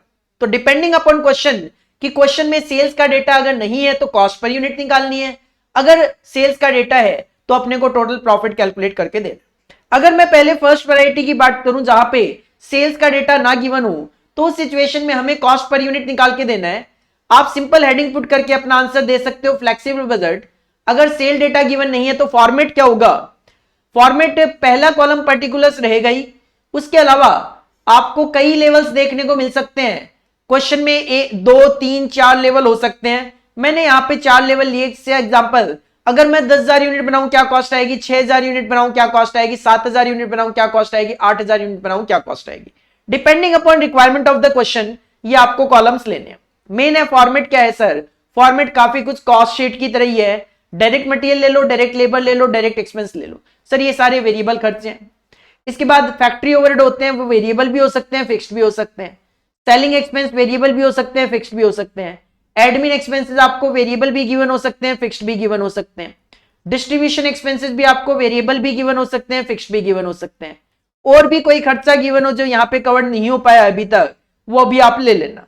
अकॉर्डिंगली सारे खर्चे कंसीडर करने के बाद हम टोटल कॉस्ट कैलकुलेट कर लेंगे, और टोटल कॉस्ट को जैसे ही आप नंबर ऑफ यूनिट से डिवाइड करोगे आपको आपकी कॉस्ट पर यूनिट पता चल जाएगी। तो जब भी क्वेश्चन में सेल्स का डेटा ना हो, अपना टारगेट है कॉस्ट पर यूनिट कैलकुलेट करना। फॉर्मेट बड़ा ही सिंपल सा है सर, कॉस्ट शीट की तरह ही बनाना है। एक क्वेश्चन में मैं इसके एप्लीकेशन आपको करवाता हूं। एक एग्जांपल है मेरे पास, दैट इज पेंटेक्स लिमिटेड, कंपनी का नाम है, has prepared it's expense budget. Company ने खर्चों का बजट बनाया कितने यूनिट्स के लिए, 20,000 units in its factory for the year 2021 as detail below. कि अगर हम 20,000 यूनिट बनाएंगे तो हमारे ये खर्चे होंगे, ये पर यूनिट खर्चे बताए हैं। मटेरियल 50 रुपए पर यूनिट, लेबर 20 रुपए per unit, variable overhead 15 per unit, direct expense 6 रुपए पर यूनिट, सेलिंग एक्सपेंस 15 रुपए है जिसमें 20% फिक्स है। तो आप इसको अलग अलग कर सकते हो कि सर इसका मतलब फिक्स्ड है 20%, तो 80% वेरिएबल रहेगा। 15 का 20% 3 रुपए फिक्स है इसका मतलब, और 12 रुपए वेरिएबल रहेगा। फैक्ट्री एक्सपेंस 7 रुपए पर यूनिट सारा का सारा फिक्स है। एडमिन एक्सपेंस 4 रुपए पर यूनिट 100% सारा का सारा फिक्स है। डिस्ट्रीब्यूशन एक्सपेंस 12 रुपए में 85% वेरिएबल और बचा हुआ 15% इसका मतलब फिक्स है। तो 12 रुपए का 85% होता है 10.2 वेरिएबल रह जाएगा, और 1.8 पर यूनिट जो है वो फिक्स हो जाएगा। और ये आपको टोटल करके दिया हुआ है 129 रुपए पर यूनिट। क्वेश्चन क्या चाहता है, कहते हैं एक्सपेंस बजट ही बना दो। तो अगर मैं बात करूं, expense budget is nothing flexible budget. जब क्वेश्चन में सेल्स ना गिवन हो, हम केवल और केवल कॉस्ट कैलकुलेट करें, तो आप उसको cost budget, expense budget, flexible budget भी बोल सकते हो। किस लेवल पे इसको फ्लेक्सिबल क्यों बोल रहे हैं, क्योंकि ये हमें बनाना है 15,000 और 18,000 यूनिट के लेवल पे। डिफरेंट लेवल ऑफ एक्टिविटी पे जब हम अपने खर्चे और प्रॉफिट कैलकुलेट करते हैं तो बस उसी को फ्लेक्सिबल बजट बोला गया। और मैं हमेशा स्टूडेंट को एक बात और सजेस्ट करता हूं, क्वेश्चन ने पूछा है 15,000 और 18,000 पे, आप अपने आप को सेफर साइड रखने के लिए हमेशा उस लेवल को भी बनाओ जिस लेवल पे क्वेश्चन में डेटा गिवन है। तो मैं हमेशा वो लेवल भी कंसीडर करता हूं जो एग्जिस्टिंग लेवल है। अकॉर्डिंगली यहां पे मुझे बजट बनाना चाहिए 4 कॉलम में, एक particulars, then 20,000 is the existing level, and requirement of the question is 15,000 and 18,000 units. तो आंसर आपका सिंपल हेडिंग में रहेगा फ्लेक्सिबल बजट ऑफ, कंपनी का नाम आप लिख दोगे पेंटेक्स लिमिटेड। जैसा कि मैंने कहा 4 कॉलम में बजट, पर्टिकुलर्स 20,000 यूनिट का मेरा एग्जिस्टिंग लेवल है, डिमांड है क्वेश्चन की 15,000 और 18,000 यूनिट्स के लेवल पे। सर सबसे पहले डायरेक्ट मटेरियल 50 रुपए पर यूनिट है, तो आप यहां पे लिख देते हो कि डायरेक्ट मटेरियल है eight the rate of 50 per unit, multiply by number of unit से करेंगे आपको ये कॉस्ट पता चल जाती है। सिमिलरली लेबर की कॉस्ट है 20 रुपए पर यूनिट, हम यहां पे लिख देते हैं लेबर 20 रुपए पर यूनिट के हिसाब से है, नंबर ऑफ यूनिट से मल्टीप्लाई करके आपको कॉस्ट पता चल जाती है। इसके बाद डायरेक्ट एक्सपेंसेस, क्योंकि नॉर्मली हम डायरेक्ट खर्चे एक साथ लिख लेते हैं, तो डायरेक्ट एक्सपेंसेस 6 रुपए पर यूनिट है, हम यहां पे लिख दिया करते हैं 6 रुपए पर यूनिट, और नंबर ऑफ यूनिट से मल्टीप्लाई करके डायरेक्ट एक्सपेंस का टोटल निकाल लेते हैं। इसके बाद अगर मैं बात करूं तो नॉर्मली कॉस्ट शीट के फॉर्मेट में हम फैक्ट्री ओवरहेड पहले लिखा करते हैं, तो फैक्ट्री एक्सपेंसेस है 7 रुपए पर यूनिट, और ये सारा का सारा फिक्स्ड है। अब सर 7 रुपए पर यूनिट तब है जब आप 20,000 यूनिट बना रहे हो, इसका मतलब 20,000 इंटू 7 1,40,000 रुपए का खर्चा है ये, और ये फिक्स्ड है, तो ये 1,40,000 ही रहेगा, भले ही आप 15,000 यूनिट बनाओ, भले ही आप 18,000 यूनिट्स क्यों ना बनाओ। इसके बाद नेक्स्ट आप कंसीडर कर सकते हो एडमिन एक्सपेंसेस 4 रुपए पर यूनिट, ये भी सारा का सारा फिक्स है। सर ये 4 रुपए पर यूनिट तब है जब 20,000 यूनिट आप बना रहे हो, मतलब 20,000 इंटू 4 80,000, और ये 80,000 फिक्स है, तो सर ये 80,000 ही रहेगा, भले ही आप 15,000 यूनिट्स बनाओ, भले ही आप 18,000 यूनिट्स बनाओ। इसके बाद आप सेलिंग एक्सपेंसेस कंसीडर कर सकते हो। सर 15 रुपए में 3 रुपए फिक्स है और 12 रुपए वेरिएबल है। अगर मैं पहले फिक्स की बात करूं तो सर 20,000 इंटू 3 60,000 रुपए फिक्स है, तो यहाँ पे 2 पार्ट हो जाते हैं सेलिंग एक्सपेंस के। सर फिक्स्ड 60,000 है, तो ये 60,000 ही रहेगा, भले ही आप 15,000 बनाओ, भले ही 18,000, भले ही 20,000। लेकिन जो वेरिएबल पार्ट है 12 रुपए, तो वो हम लिख देते हैं यहाँ पे eight the rate of 12 per unit, number of unit से मल्टीप्लाई करके आप वेरिएबल सेलिंग एक्सपेंस लिख सकते हो। सिमिलरली डिस्ट्रीब्यूशन एक्सपेंसेस, सर 12 रुपए में 10 रुपए 20 पैसा वेरिएबल पर यूनिट है, तो इसके भी 2 पार्ट हो जाते हैं डिस्ट्रीब्यूशन एक्सपेंस, हम लिख देते हैं variable eight the rate of rupee 10.2, variable eight the rate of 10.2 multiply करेंगे नंबर ऑफ यूनिट से, आपको ये कॉस्ट पता चल जाएगी। फिक्स की मैं बात करूं ₹1.80 पर यूनिट है, कब? जब आप बना रहे थे 20,000 यूनिट के हिसाब से बजट, तो सर 20,000 इंटू 1.8 36,000 ये फिक्स ही रहेगा, भले आप 20,000 यूनिट बनाओ, 18,000 बनाओ, चाहे 15,000 बनाओ। इसके अलावा एक आध खर्चा और रह गया, आई थिंक खर्चे में एक वेरिएबल ओवरहेड लिखा हुआ है जो रह गया, ₹15 पर यूनिट है। सर इसका तो नाम ही वेरिएबल ओवरहेड है, तो variable overhead eight the rate of ₹15 number of unit से मल्टीप्लाई करोगे, आपको कॉस्ट पता चल जाएगी। जब सारे खर्चे इस तरीके से बुक कर लेंगे, हम इसका टोटल कर लेंगे, तो सर ये हमें टोटल कॉस्ट पता चल जाएगी। और टोटल कॉस्ट को जब आप नंबर ऑफ यूनिट से डिवाइड करेंगे, आपको कॉस्ट पर यूनिट पता चल जाएगी। और आप देख सकते हो सर 20,000, 15,000 और 18,000 का लेवल है, ये है 15,000 का लेवल। जब हमारा लेवल सबसे कम है तो हमारी कॉस्ट पर यूनिट ज्यादा आती है। जब हम थोड़ा सा लेवल ऑफ प्रोडक्शन बढ़ाते हैं, हमारी कॉस्ट पर यूनिट कम हो जाती है 15 से 18 पे, और 18 से 20 पे आपकी कॉस्ट पर यूनिट और कम हो जाती है। जैसा कि आप इकोनॉमिक्स में पढ़ते हो, जैसे जैसे हम स्केल अचीव करते जाते हैं, हमारी कॉस्ट पर यूनिट क्या होती जाती है? कम होती जाती है। कारण क्या होता है उसके पीछे? सर फिक्स्ड कॉस्ट का कांस्टेंट रहना ही उसके पीछे एक रीजन होता है। तो इस तरीके से आप अपना फ्लेक्सिबल बजट बना सकते हो। कब? जब क्वेश्चन में हमारे पास सेल्स का डेटा ना गिवन हो, केवल कॉस्ट गिवन हो, तो टोटल कॉस्ट को नंबर ऑफ यूनिट से डिवाइड करके हम कॉस्ट पर यूनिट कैलकुलेट कर लिया करते हैं। इसके बाद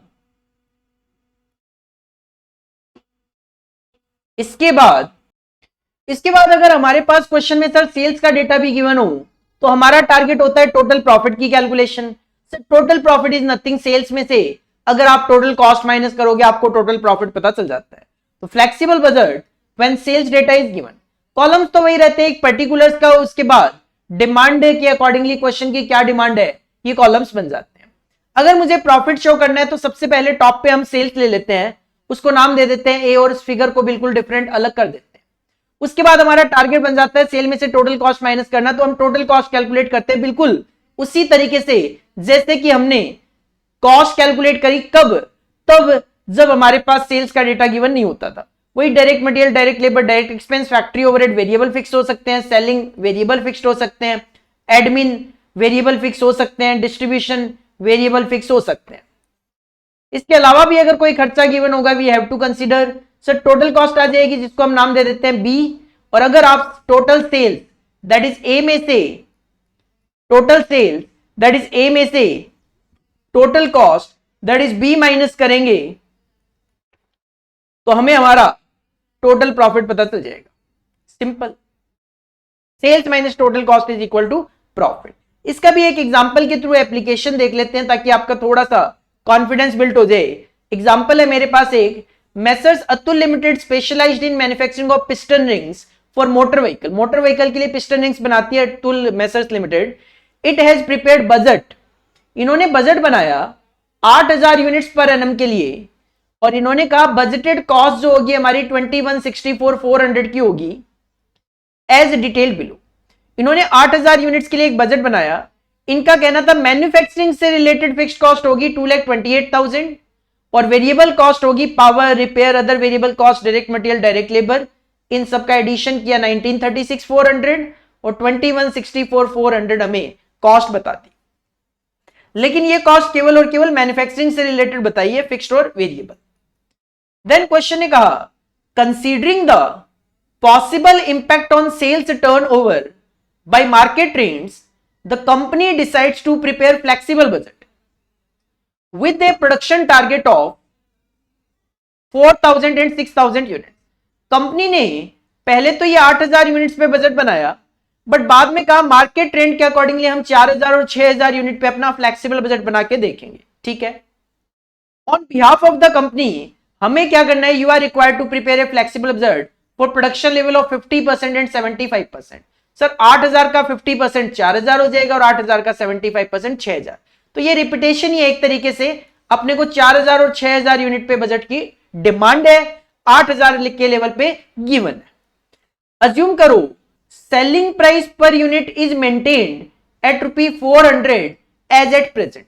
प्रेजेंटली आपका सेलिंग प्राइस 400 रुपए पर यूनिट है जो कि मेंटेन रहेगा। Indicate the effect on net profit, हमें प्रॉफिट पे इंपैक्ट बताना है, कम होगा, ज्यादा होगा, क्या होगा। लास्ट में क्वेश्चन का administration selling and distribution overhead continue at 72,000। जैसा कि मैंने ऊपर भी कहा सर ये जो खर्चे हैं ये तो मैन्युफैक्चरिंग की फिक्स्ड कॉस्ट और मैन्युफैक्चरिंग के वेरिएबल कॉस्ट है, लेकिन एडमिन सेलिंग के खर्चे ऊपर इन्होंने नहीं बताए थे। कहते हैं admin selling and distribution overhead continue at 72,000, मतलब प्रेजेंटली भी ये 72,000 है, बाद में भी ये 72,000 ही रहेंगे। यू कैन से सर इसका नेचर फिक्स्ड है, इसका नेचर फिक्स्ड है। तो सर ठीक है, हमें फ्लेक्सिबल बजट की डिमांड तो 2 लेवल पे है, लेकिन जैसा कि मैंने कहा मैं हमेशा एग्जिस्टिंग लेवल भी कंसीडर करता हूं, तो 4 कॉलम में आप अपना फ्लेक्सिबल बजट बना सकते हो। Flexible budget of messrs Sattu limited एक कॉलम हो जाएगा पर्टिकुलर्स, 8,000 यूनिट गिवन लेवल है, 4,000 और 6,000 यूनिट के लेवल पे डिमांड है क्वेश्चन की। सर आप देख सकते हो क्वेश्चन में सेलिंग प्राइस है, नंबर ऑफ यूनिट्स भी है, तो सेल्स निकल जाएगी। तो सबसे पहले हम सेल कंसीडर करते हैं एट द रेट ऑफ 400, जो कि क्वेश्चन में सेलिंग प्राइस गिवन है। 400 को मल्टीप्लाई करेंगे नंबर ऑफ यूनिट से, आपको आपकी सेल्स अमाउंट पता चल जाएगी। इस सेल्स अमाउंट को हम नाम दे देते हैं ए। इसके बाद हमें जाना है प्रॉफिट तक, तो सेल्स में से टोटल कॉस्ट माइनस करनी है। तो सर अब हम टोटल कॉस्ट निकालते हैं। टोटल कॉस्ट में सबसे पहले direct material, sir direct material given था हमारे पास 6,16,000, तो डायरेक्ट मटेरियल 6,16,000, लेकिन ये 8,000 के लेवल पे, तो 4,000 पे कितना, तो 6,16,000 डिवाइडेड बाई 8,000 इंटू 4,000 करोगे ये आ जाएगा। 6,16,000 डिवाइड बाई 8,000 इंटू 6,000 करोगे 462 आ जाएगा। सिमिलरली डायरेक्ट मटेरियल के बाद डायरेक्ट लेबर 12,80,000, तो सर 12,80,000 है 8,000 पे, तो 4,000 पे आधा हो जाएगा, और 12,80,000 है 8,000 पे, तो 6,000 पे 960 आ जाएगा। इसके बाद मैन्युफैक्चरिंग ओवरहेड की अगर आप बात करोगे तो सर फिक्स्ड भी है और वेरिएबल भी है। तो सबसे पहले तो फिक्स्ड ले लो 2,28,000 रुपए, जो कि ऑफकोर्स फिक्स ही लिखना है। तो भले ही आप 8,000 यूनिट बनाओ, 4,000 बनाओ, 6,000, इट विल रिमेन कांस्टेंट। इसके बाद वेरिएबल की मैं बात करूं तो पावर, सर 18,000 रुपए का पावर का खर्चा है 8,000 यूनिट के लिए, तो 4,000 के लिए 9,000 रह जाएगा आधा। 18,000 डिवाइड बाई 8,000 इंटू 6,000 करोगे ये आ जाएगा। सिमिलरली बाकी खर्चे आपको इसी तरीके से कैलकुलेट करने हैं। रिपेयर है 16,000 डिवाइड बाय 8,000 इंटू 4,000 करोगे, 16,000 डिवाइड बाय 8,000 इंटू 6,000 करोगे, आपको 6,000 यूनिट का पता चल जाएगा। अदर वेरिएबल कॉस्ट है 6,400 डिवाइड बाय 8,000 इंटू 4,000 करोगे 3,200, डिवाइड बाय 8,000 इंटू 6,000 करोगे 4,800। इसके बाद अदर वेरिएबल कॉस्ट भी हो गई। इसके बाद सर यहां पे एडमिन सेलिंग एंड डिस्ट्रीब्यूशन के खर्चे हैं 72,000 के। Admin selling and distribution 72,000 fix है, सर फिक्स लिख दो। टोटल कर लो कॉस्ट का, सर ये टोटल कॉस्ट आ गई, और सेल में से ए में से बी माइनस करोगे आपको आपका प्रॉफिट पता चल जाएगा। और जब सेल गिवन होती है तो हमारा टारगेट प्रॉफिट ही होता है। और आप देख सकते हो कि 8,000 के लेवल पे तो ऑफकोर्स हमारा प्रॉफिट ज्यादा है ही। अगर आप 4,000 यूनिट 6,000 यूनिट पे जाते हो तो आपके प्रॉफिट्स क्या हो जाएंगे, कम हो जाएंगे। वॉल्यूम ऑफ प्रोडक्शन कम होगा, वॉल्यूम ऑफ सेल्स कम होगा, सर प्रॉफिट भी यहां पे कम होते हुए आपको देखने को मिल रहे हैं। तो इस तरीके से आप फ्लेक्सिबल बजट बना सकते हो अगर क्वेश्चन में सेल्स का डेटा भी हमारे पास गिवन हो तो। इसके बाद नेक्स्ट बजट आता है हमारा sales budget. Sales budget, sir sales से बजट, बजट मतलब एस्टिमेशन। अगर आप सेल की क्वांटिटी और अमाउंट को एस्टिमेट करते हो कि अगले महीने अगले साल हम कितनी यूनिट बेच पाएंगे, कितने अमाउंट की सेल कर पाएंगे, वो क्या है, सेल्स बजट है। तो it indicates estimated sales to be expected in future, कि फ्यूचर में हम कितनी यूनिट बेच पाएंगे। It may be prepared in quantity में भी और अमाउंट में भी। और सेल्स बजट की अगर मैं बात करूं तो इसका कोई स्पेसिफिक फॉर्मेट नहीं होता। जैसे क्वेश्चन में अपने पास डेटा गिवन होता है उसी के अकॉर्डिंगली हम क्या करते हैं, कैलकुलेशन कर देते हैं। बस अपने को यह पता होना चाहिए सर सेल क्वांटिटी को सेलिंग प्राइस से मल्टीप्लाई करके सेल्स की अमाउंट आती है। एक क्वेश्चन के थ्रू, एक एग्जांपल के थ्रू मैं आपको अंडरस्टैंड करवाने की कोशिश करूंगा। यहां पे एक एग्जांपल है मेरे पास, this one, XY company limited manufactures 2 products X and Y, 2 product है, and sales them through 2 division, 2 division में बेचते हैं, ईस्ट डिवीजन और west division. For the purpose of sales budget to the budget committee following information has been made available for the year 2021। 2 तरीके के product है X और Y। ध्यान देना ये बजटेड सेल्स है, ये बजटेड सेल्स है 2020-21 की। ईस्ट डिवीजन में हमने सोचा था 400 यूनिट बेचेंगे 9 रुपए के हिसाब से X की, 300 यूनिट Y की at the rate of 21। Similarly west division में हमने सोचा 600 unit at the rate of 9 और 500 unit of Y at the rate of 21 sale करेंगे। लेकिन एक्चुअल में क्या हुआ, एक्स की 400 की बजाय 500 यूनिट बिक गई इस डिवीजन में, और वेस्ट डिवीजन में 600 की बजाय 700 यूनिट बिक गई, प्राइस सेम रहा। वाई की आप देखोगे 300 की बजाय केवल 200 यूनिट बिकी, 500 की बजाय केवल 400 यूनिट बिकी, सेम प्राइस 21 के अकॉर्डिंगली। मतलब एक्स से ज्यादा बिक गया सोच के हिसाब से और वाई कम बिका।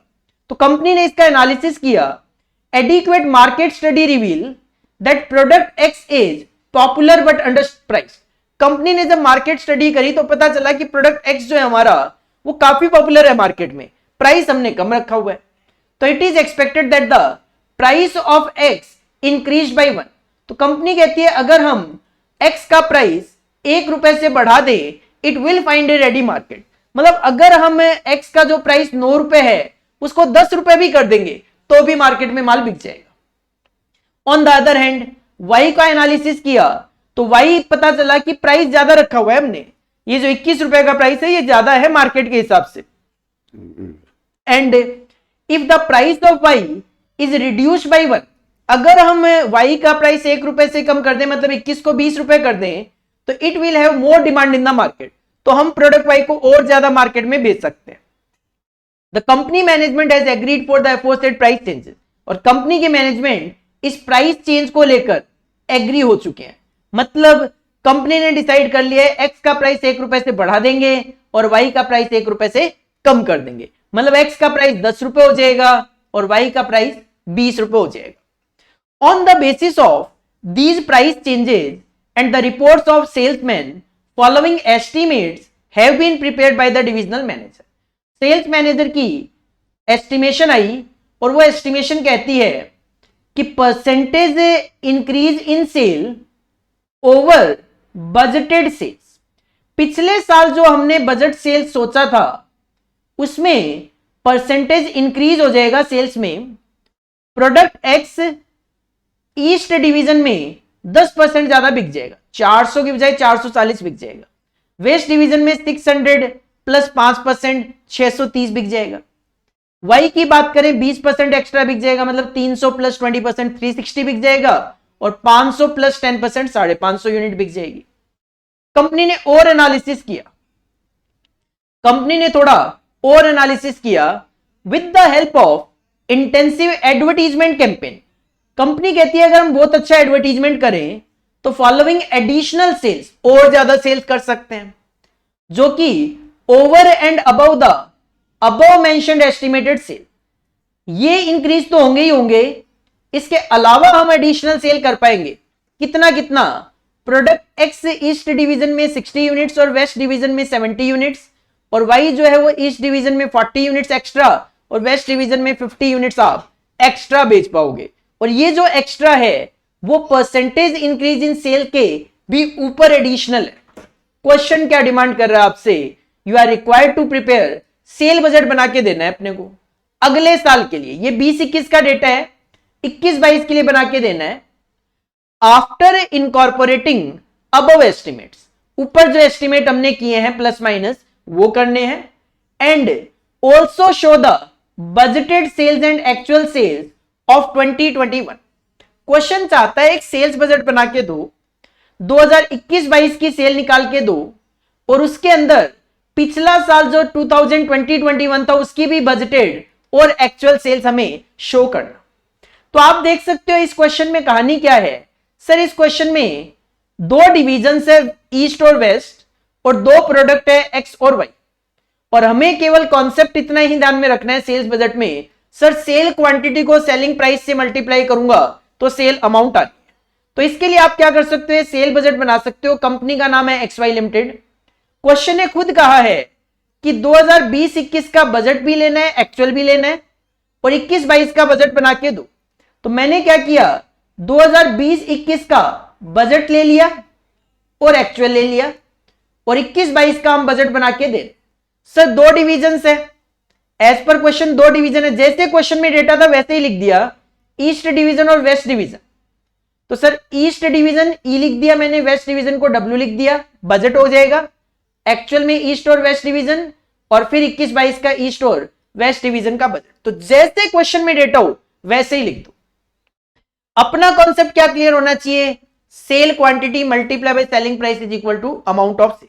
तो सर वही काम मैंने किया है, प्रोडक्ट 2 है तो सबसे पहले मैंने पिक कर लिया प्रोडक्ट एक्स, क्वांटिटी देखो ये जो क्वांटिटी है ये तो पिछले साल का है, तो ये तो कॉपी पेस्ट करने वाली बात थी कि सर 400 600 500 700 400 600 500 700 ये क्वांटिटीज कॉपी हो गई।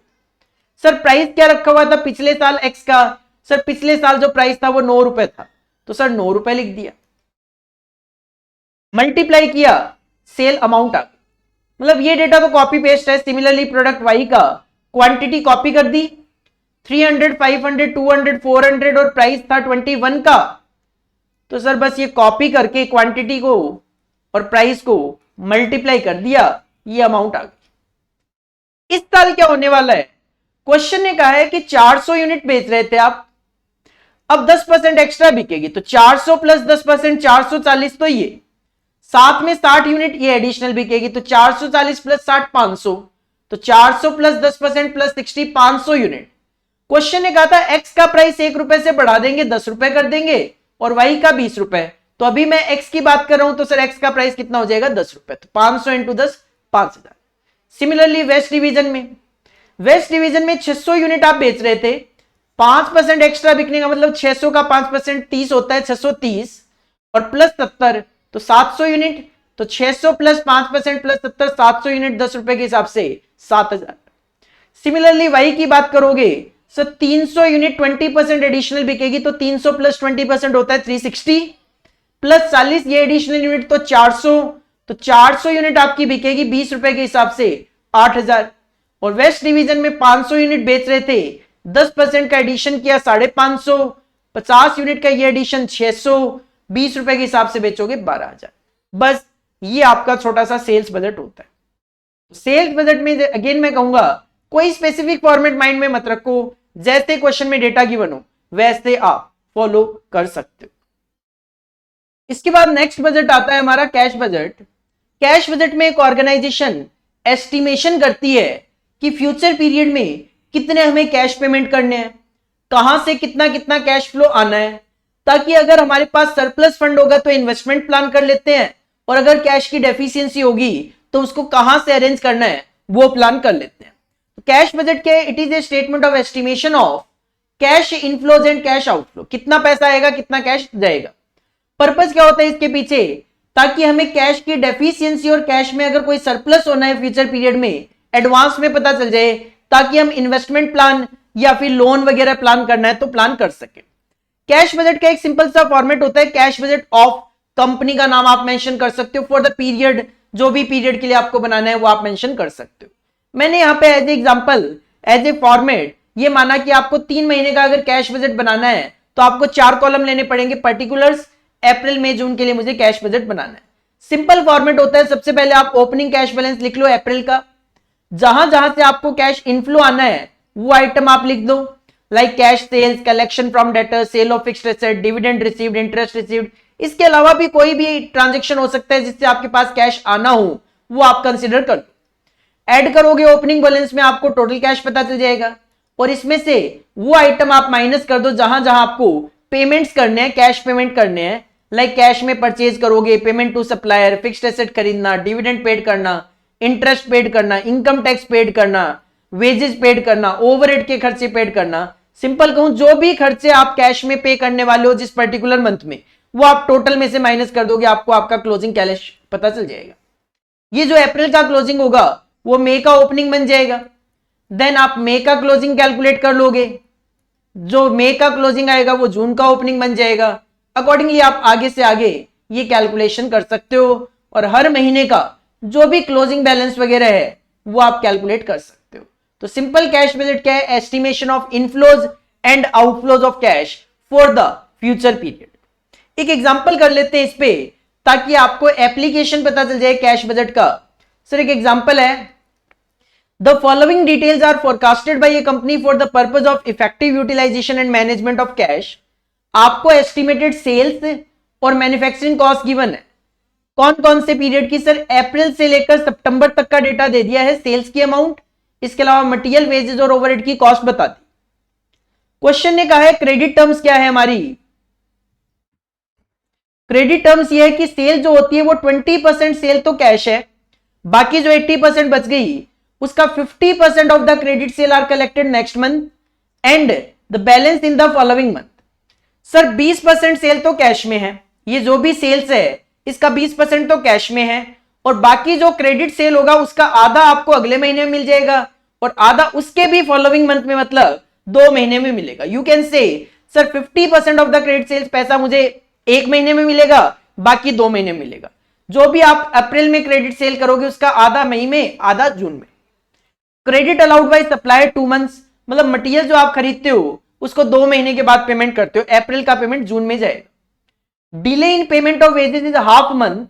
हाफ मंथ का मतलब हमेशा ये होता है कि भी 1 से 15 तारीख तक जो काम हुआ वो तो सेम मंथ में पे हो जाएगा, और जो 16 से 30 में काम होगा वो अगले महीने की 1 तारीख में होगा। तो इस सिचुएशन में हम कॉन्सेप्ट क्रिएट कर लेते हैं sir 50% in same month, 50% in next month.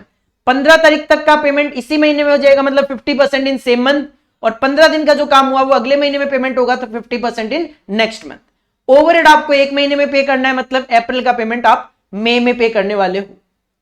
इसके अलावा interest on 12% debenture of 5 lakh, तो 5 लाख का 12% 60,000 रुपए होता है। हाफ ईयरली अगर पे होता है तो 30,000 रुपए जून और दिसंबर में। जून और दिसंबर में 30,000 रुपए का आपको इंटरेस्ट पे करना है। डिविडेंड इन्वेस्टमेंट पे आपको मिलेगा कितना, 25,000 रुपए। कब, जून में, तो जून में 25,000 रुपए डिविडेंड रिसीव्ड के नाम से लिख लेना। A new machinery will be installed in June 2021। June 2021 में सर एक मशीन हम लगा लेंगे, 4 लाख रुपए उसकी कॉस्ट है, लेकिन which is payable in 20 monthly installment, लेकिन पेमेंट हम इसका 20 इंस्टॉलमेंट में करेंगे। अगर आप 4 लाख रुपए को 20 इंस्टॉलमेंट में पे करते हो, मतलब 20-20 हजार रुपए की 20 इंस्टॉलमेंट कब से शुरू होगी सर, जुलाई से। तो जुलाई, अगस्त, सितंबर, अक्टूबर, हर महीने 20-20 हजार रुपए का खर्चा होगा। एडवांस आपको इनकम टैक्स पे करना है कब, अगस्त 2021 में 15,000 का। इसके बाद 5th पॉइंट कहता है कैश बैलेंस 1 जून को हमारे पास 45,000 रुपए है and company wants to keep it at the end of every month around this figure. Company के पास 1 जून को 45,000 रुपए का कैश बैलेंस है और कंपनी हर महीने के एंड में भी अराउंड दिस फिगर मेंटेन करना चाहती है, मतलब 45,000 जरूरी नहीं है, थोड़ा आगे पीछे अमाउंट मेंटेन कर सकते हैं। द एक्सेस कैश, अगर आपके पास अमाउंट एक्सेस हुआ तो इन multiple of 1000 rupees is being put in FD. तो कहते हैं हम एफडी करवा देंगे, लेकिन ये नहीं कि 2 रुपए की एफडी करा दी, 5 रुपए की एफडी करा दी, नहीं, इन मल्टीपल ऑफ 1000 एफडी होगी, 1000 की, 2000 की, 3000 की, 4000 की, इस तरीके से हम एफडी करवाएंगे। करना क्या अपने को, you are required to prepare monthly cash budget, बनाना है मंथली, कौन कौन से महीने के लिए, on the basis of above information for 4 महीने के लिए बनाना है सर, और स्टार्ट करना है जून से। इसका मतलब जून, जुलाई, अगस्त और सितंबर के लिए आपको कैश बजट बनाना है। तो प्रेजेंटेशन कुछ इस तरीके से रहेगी आपकी, कैश बजट चलेगा जून से लेकर सितंबर तक। सर 4 महीने का बनाना है तो कॉलम लेने पड़ेंगे 5। पहला कॉलम पर्टिकुलर्स, उसके बाद 4 महीने जून, जुलाई, अगस्त और सितंबर। सबसे पहले जैसे कि मैंने कहा ओपनिंग कैश बैलेंस हम लेते हैं, तो सर जून का ओपनिंग कैश बैलेंस है 45,000, तो सबसे पहले ये फिगर आ जाएगी ओपनिंग कैश बैलेंस 45,000। जुलाई, अगस्त, सितंबर का तो तब आएगा जब हम जून का क्लोजिंग कैलकुलेट कर लेंगे। इसके बाद हम कैश इनफ्लोज लेते हैं। सर कैश इनफ्लोज में सबसे पहले मैं हमेशा वो आइटम लिखा करता हूं जो सिंगल अमाउंट में कैलकुलेशन के बिना ही खत्म हो जाते हैं। जैसे आप सेकंड पॉइंट देखोगे 25,000 रुपए का डिविडेंड रिसीव होगा, कब, जून में, तो लिख दो जून में डिविडेंड रिसीव्ड 25,000। पूरे क्वेश्चन में आप देखोगे रिसिप्ट के नाम से 2 ही जगह से रिसिप्ट आनी है, या तो डिविडेंड रिसीव्ड है या फिर इसके अलावा मैं बात करूं तो सेल्स है। सेल्स के लिए आप ये पहला एरो देखो, कहते हैं कैश सेल्स है 20%, तो सर जून से मुझे स्टार्ट करना है, तो जून की सेल है 5 लाख, तो 5 लाख का 20%, 4,90,000 का 20%, 5,40,000 का 20% और 6,10,000 का 20%, ये आपकी कैश में सेल आ जाएगी। 1,98,000, 1,08,000 और 1,22,000। इसके बाद कलेक्शन फ्रॉम डेटर्स की मैं बात करूं तो सर 20% अगर कैश में सेल है तो क्रेडिट में सेल हो गई, 80%। आप कहते हो अगले महीने में मुझे 50% मिलेगा, तो आपको जून में वो पैसा मिलेगा जो जून में वो पैसा मिलेगा जो आपने मई में सेल करी हुई है। सर मई में 4.5 लाख रुपए की सेल है, तो इसका 20% तो कैश चला गया, मतलब 4.5 लाख का 80% जो है, 4.5 लाख रुपए का 80% जो है ये क्रेडिट सेल है, और क्रेडिट सेल का आपको 50% मिलने वाला है। तो सर इसका 50%, एक 80 तो मुझे जून में मिल जाएगा, मई में जो मैंने सेल करी है उसका एक 80 तो मुझे जून में मिल जाएगा, और बचा हुआ एक 80 उसके भी अगले महीने में, मतलब जुलाई में मिलेगा। तो जुलाई की भी कैलकुलेशन एक साथ आप कर सकते हो, ये जुलाई में भी एक 80 मिलेगा। सिमिलरली जुलाई में अगर मैं जून के हिसाब से कैलकुलेशन करूं तो सर 5 लाख का 80% क्रेडिट सेल है, उसका 50% 2 लाख मुझे जुलाई में मिल जाएगा, 2 लाख बचा हुआ अगस्त में मिलेगा। अगस्त के पॉइंट ऑफ व्यू से अगर मैं जुलाई देखूं तो जुलाई में सर 4,90,000 की टोटल सेल्स है, जिसमें 80% क्रेडिट सेल है, उसका 50% 196 मुझे अगस्त में मिलेगा, तो 196 मुझे सितंबर में मिलेगा। सितंबर के पॉइंट ऑफ व्यू से अगस्त की सेल देखूं तो सर 5,40,000 रुपए की सेल का 80% क्रेडिट सेल है, और उसका 50% आपको सितंबर में मिलेगा, बचा हुआ 50% आपको अक्टूबर में मिलेगा, अपने को कोई मतलब नहीं है। साथ में अगर मैं नीचे देखूं सर तो 50% जो मुझे 2 महीने में रिसीव हो रहा है, तो जून में मुझे अप्रैल का भी रिसीव होगा, जून में मुझे अप्रैल का बचा हुआ 50% भी रिसीव होगा। तो सर 4,20,000 की सेल थी, उसका 80% तो क्रेडिट है, 80% तो क्रेडिट है, और उसका 50% मुझे मिलेगा, तो 168 मिलेगा। बस रिसिप्ट के नाम पे पूरे क्वेश्चन में और कुछ भी नहीं है।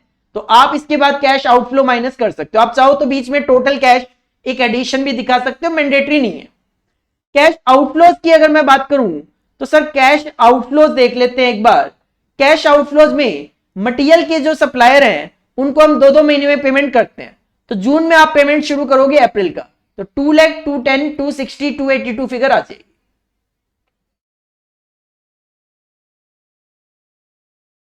2 लाख 210 260 एंड 282 की फिगर आ जाएगी। इसके बाद अगर मैं पेमेंट ऑफ वेजेस की बात करूं तो वेजेस है हाफ मंथ का, मतलब कॉन्सेप्ट कहता है 50% in same month 50% in the next month. Sir same month की मैं बात करूं तो जून से शुरू करना है, सेम मंथ का 50% 82,500 82,500 82,500 और 85,000, तो 50% इन सेम मंथ में 82,500 82,500 82,500 and 85,000, that will B payment of wages. This one अगर 50% इन नेक्स्ट मंथ है तो सर जितना ये जून में होगा उतना ही जुलाई में भी, जो जुलाई में है उतना ही अगस्त में भी, जो अगस्त में है उतना ही सितंबर में भी। बात आ जाती है जून में, तो जून के लिए आप पिछला महीना मई देख लो कि सर मई में 1,60,000 की वेजेस थी, तो इसका आधा 80,000 रुपए मुझे रिसीव होगा, 80,000 मुझे रिसीव होगा। That is payment of wages 50% in next month में, दैट विल बी 80,000। इसके बाद ओवरहेड की बात करें तो ओवरहेड का जो टाइम लैग है वो है 1 महीने का, तो मतलब जून में आप मई का पेमेंट स्टार्ट करोगे तो 40,000 38,000 37,500 और 60,800 का पेमेंट ऑफ ओवरहेड्स आ जाएगा।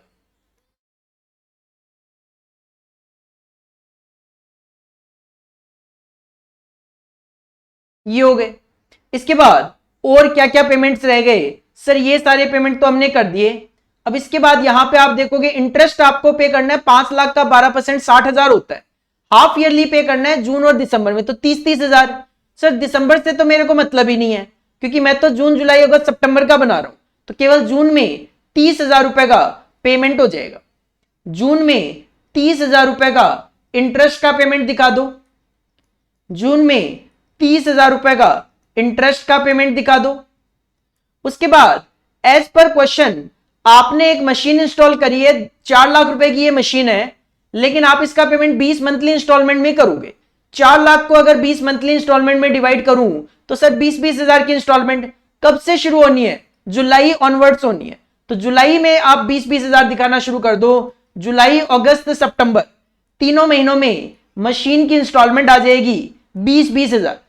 आगे के पीरियड से अपने को कोई मतलब है नहीं, ये आ जाएगा।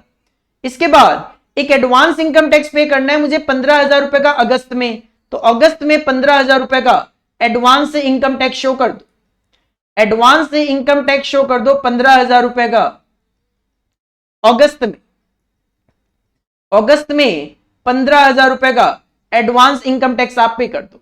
बाकी कोई खर्चा नहीं है क्वेश्चन में, अगर बाकी कोई खर्चा नहीं है तो आप जून मंथ में ओपनिंग में इनफ्लोज ऐड करो, आउटफ्लोज माइनस करोगे, आपको 85,500 की फिगर मिलेगी। बट इस क्वेश्चन में क्वेश्चन ने ये कहा है, company wants to keep 45,000 at the end of every month around this figure. मतलब कंपनी 45,000 के अराउंड एक फिगर मेंटेन करना चाहती है। एक्सेस कैश, अगर आपके पास कैश ज्यादा हो आप उसकी एफडी करवा देना, लेकिन इन मल्टीपल ऑफ 1000। तो अगर मैं देखूं तो सर मेरे पास एक्स्ट्रा कैश कितना है? सर 85,500 है। अगर कंपनी 45,000 रखना चाहती है तो 40,500 मेरे पास एक्स्ट्रा है, लेकिन एफडी 500 की नहीं हो सकती। क्वेश्चन ने कहा इन मल्टीपल ऑफ 1000 होनी चाहिए, तो इसका मतलब एफडी आप 40,000 की करवा सकते हो। तो 40,000 की एफडी करवा दो, आपके पास 45,500 रुपए बच जाएगा, जो कि अगले महीने जुलाई का आपका ओपनिंग बन जाएगा। इसी तरीके से जुलाई की कैलकुलेशन करूंगा तो ये 90,500 आ गया। फिर मैं देखूंगा 90,500 और 45,000 के अराउंड रखना है, तो सर 45,500 मेरे पास एक्स्ट्रा है, 500 की एफडी होगी नहीं, तो 45,000 की एफडी करवा दो, आपके पास 45,500 फिर बच गया। ये 45,500 अगस्त का ओपनिंग बन गया। फिर आप प्लस माइनस करोगे तो ये आ गया 52,000। सर 45,000 के अराउंड रखना है मेरे को, तो 7,000 रुपए मेरे पास एक्स्ट्रा है, 7,000 की एफडी करवा दो, आपके पास 45,000 बच गया। ये 45,000 सितंबर का ओपनिंग बन गया। इनफ्लोज ऐड करो, आउटफ्लो माइनस करोगे, आपके पास बचा 48,700। सर 45,000 के अराउंड रखना है, 3700 रुपए एक्स्ट्रा है, बट एफडी 3700 की नहीं, इन मल्टीपल ऑफ 1000 होगी, तो 3,000 की आप एफडी करवा दो, 45,700 आपके पास क्लोजिंग में बच गया। तो कैश बजट का फॉर्मेट में तो कुछ नहीं है, opening plus inflows minus outflow is equal to जो भी क्लोजिंग वगैरह आप कैलकुलेट कर सकते हो। क्वेश्चन को ध्यान से पढ़ना है, क्वेश्चन जैसा बोले वैसा ट्रीटमेंट अपने को यहां पे करना होता है। तो this is the cash budget, this is the cash budget. इसके बाद नेक्स्ट आता है हमारा मास्टर बजट। देखो मास्टर बजट में सिंपली अगर मैं कहूं तो जब हम इनकम स्टेटमेंट और बैलेंस शीट बनाते हैं एस्टिमेटेड बेसिस पे, तो वो मास्टर बजट के पार्ट होते हैं। तो when budgeted financial statements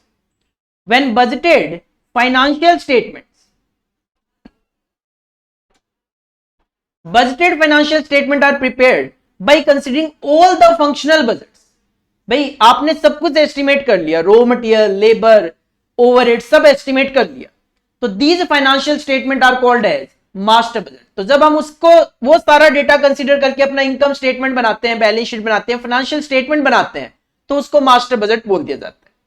sir budgeted financial statement include the following, वही एक इनकम स्टेटमेंट है, इसमें एक बैलेंस शीट है, दोनों ही एस्टिमेटेड बेसिस पे है, जिसकी वजह से बजटेड इनकम स्टेटमेंट और बजटेड बैलेंस शीट इसको बोला जाता है।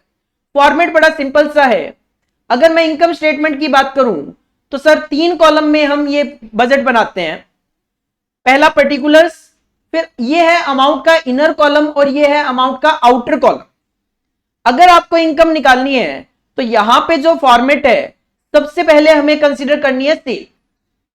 सेल में से cost of goods sold minus करना है। हम सबको अकाउंट्स के पॉइंट ऑफ व्यू से पता है कि सर सेल में से सीओजीएस माइनस करके ग्रॉस प्रॉफिट आता है, तो हम सीओजीएस कैलकुलेट करते हैं। यहां पे direct material, direct labour, direct expense, prime cost आ गया।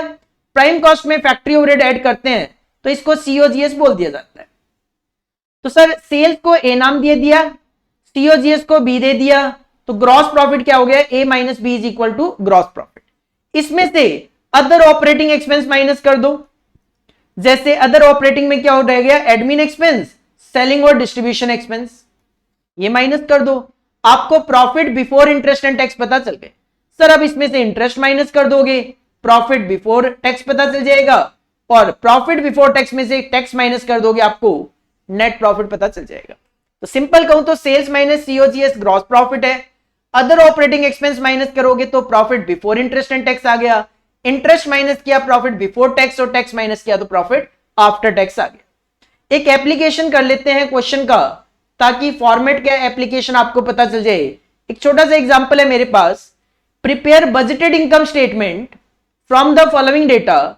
सेल गिवन है 11,75,000, cost of goods sold given है 7,75,000, सेलिंग एंड डिस्ट्रीब्यूशन एक्सपेंस है 136,500, एडमिन एक्सपेंस है 46,000, इंटरेस्ट है 50,000 का और टैक्स का रेट है 50%। सर सेल में से सीओजीएस माइनस करेंगे जीपी आ जाएगा, minus selling expense admin expense करेंगे profit before interest and tax आ जाएगा, इंटरेस्ट माइनस करेंगे प्रॉफिट बिफोर टैक्स और टैक्स माइनस करके नेट प्रॉफिट आ जाएगा। तो सर बजटेड इनकम स्टेटमेंट वही 3 कॉलम, पर्टिकुलर्स, इनर कॉलम और आउटर कॉलम ऑफ अमाउंट। सबसे पहले सेल्स ले लो 11,75,000, इसको नाम दे दिया ए। यहां पे सीओजीएस कैलकुलेट करने की जरूरत नहीं है क्योंकि सीओजीएस की अमाउंट गिवन है 775, तो सेल में से सीओजीएस माइनस किया, सीधा सीधा ग्रॉस प्रॉफिट आ गया। ग्रॉस प्रॉफिट में से माइनस कर दो सेलिंग और एडमिन के खर्चे 136,500 और 46,000। Sir profit before interest and tax आ गया, माइनस कर दो इंटरेस्ट 50,000 का, प्रॉफिट बिफोर टैक्स आ गया, टैक्स माइनस कर दो 50%, तो 83,750 टैक्स चला गया, तो आपका नेट प्रॉफिट भी 83,750 आ गया। काफी सिंपल एप्लीकेशन है बजटेड इनकम स्टेटमेंट का। जैसे बजटेड इनकम स्टेटमेंट है बिल्कुल वैसे ही हम बजटेड बैलेंस शीट भी बना सकते हैं, बजटेड बैलेंस शीट भी बना सकते हैं मास्टर बजट में। वही 3 कॉलम लेने हैं, particulars, inner column of amount, outer column of amount. Sir share capital ले लो, रिटेन इनकम ले लो, इसका टोटल दिखा दो, ये होगी capital, represented by fixed assets, plant and machinery में से डेप्रिसिएशन माइनस करके नेट एसेट्स आ गई, current assets, raw material, finished goods, debtors, ये रॉ मटेरियल और फिनिश्ड गुड्स का स्टॉक हो गया, ये डेटर्स हो गया, ये कैश हो गया। सर ये करंट एसेट्स है, इसमें से करंट लायबिलिटी माइनस कर दो, लेस कर दो क्रेडिटर्स से, तो ये वर्किंग कैपिटल आ गया। वर्किंग कैपिटल और फिक्स्ड एसेट ऐड करके ये आपकी टोटल कैपिटल एम्प्लॉयड आ गई। तो इसमें क्या होता है, कैपिटल एम्प्लॉयड का कॉन्सेप्ट फॉलो किया गया कि सर शेयर कैपिटल और रिटेन इनकम ये है capital employed, capital employed represented by fixed assets plus current assets minus में करंट लायबिलिटीज, अकॉर्डिंगली आपका ये मैच हो जाएगा। इसको भी एक एग्जांपल के थ्रू मैं समझा देता हूं ताकि आपको एप्लीकेशन पता चल जाए।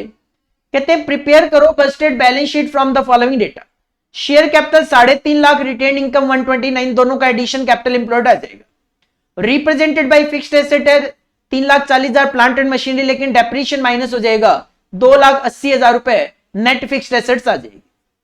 रॉ मटेरियल और फिनिश्ड गुड्स का ये स्टॉक है current assets, debtors current assets, cash current assets, creditors minus करोगे आपका वर्किंग कैपिटल आ जाएगा। Working capital plus net fixed asset that will be equal to capital employed. Sir presentation देख लो, particulars, inner column, outer column, share capital 3.5 lakh, retain income 129, दोनों का addition 479, तो अब कैपिटल एम्प्लॉयड नीचे भी 479 आनी चाहिए। तो represented by plant and machinery 340, depreciation minus कर दो 60,280 रह जाएगा। उसके बाद raw material 5750, finished goods 77,500, debtors 110, cash 37,750, ये हो गई करंट एसेट्स, माइनस कर दो करंट लायबिलिटी, इसमें से क्रेडिटर्स 32,000, तो ये 199 plus 280 that will be equal to 479। इस तरीके से आप अपना बजटेड बैलेंस शीट प्रेजेंट कर सकते हो। तो this is all about our budget and budgetary control topic. तो बजट एंड बजटरी कंट्रोल के टॉपिक में अगर मैं बात करूं तो सिंपली एस्टिमेशन बेसिस पे कंपनी क्या करती है, क्वांटिटी और कॉस्ट कैलकुलेट किया करती है, प्रॉफिट कैलकुलेट किया करती है। उसके लिए कंपनी क्या करती है, अलग अलग तरीके के बजट्स बनाती है। एग्जाम पॉइंट ऑफ व्यू से अगर मैं बात करूं, फ्लेक्सिबल बजट मोस्ट इंपॉर्टेंट। उससे नीचे कैटेगरी में जाओगे तो सर एक सीक्वेंस 3 बजट का, production budget, raw material consumption budget, raw material purchase budget. उसके बाद जो भी आपके छोटे मोटे बजट्स है वो आप एग्जाम में एक्सपेक्ट कर सकते। तो this is all about our revision of budget and budgetary control, जो कि आप पूरा का पूरा रिवीजन अराउंड 1.25 से 1.5 घंटे में यहां पे देख पा रहे हो। तो इसको करने के बाद, इसको रिवाइज करने के बाद आपको कहीं ना कहीं सारे के सारे कॉन्सेप्ट तो रिमाइंड हो जाएंगे।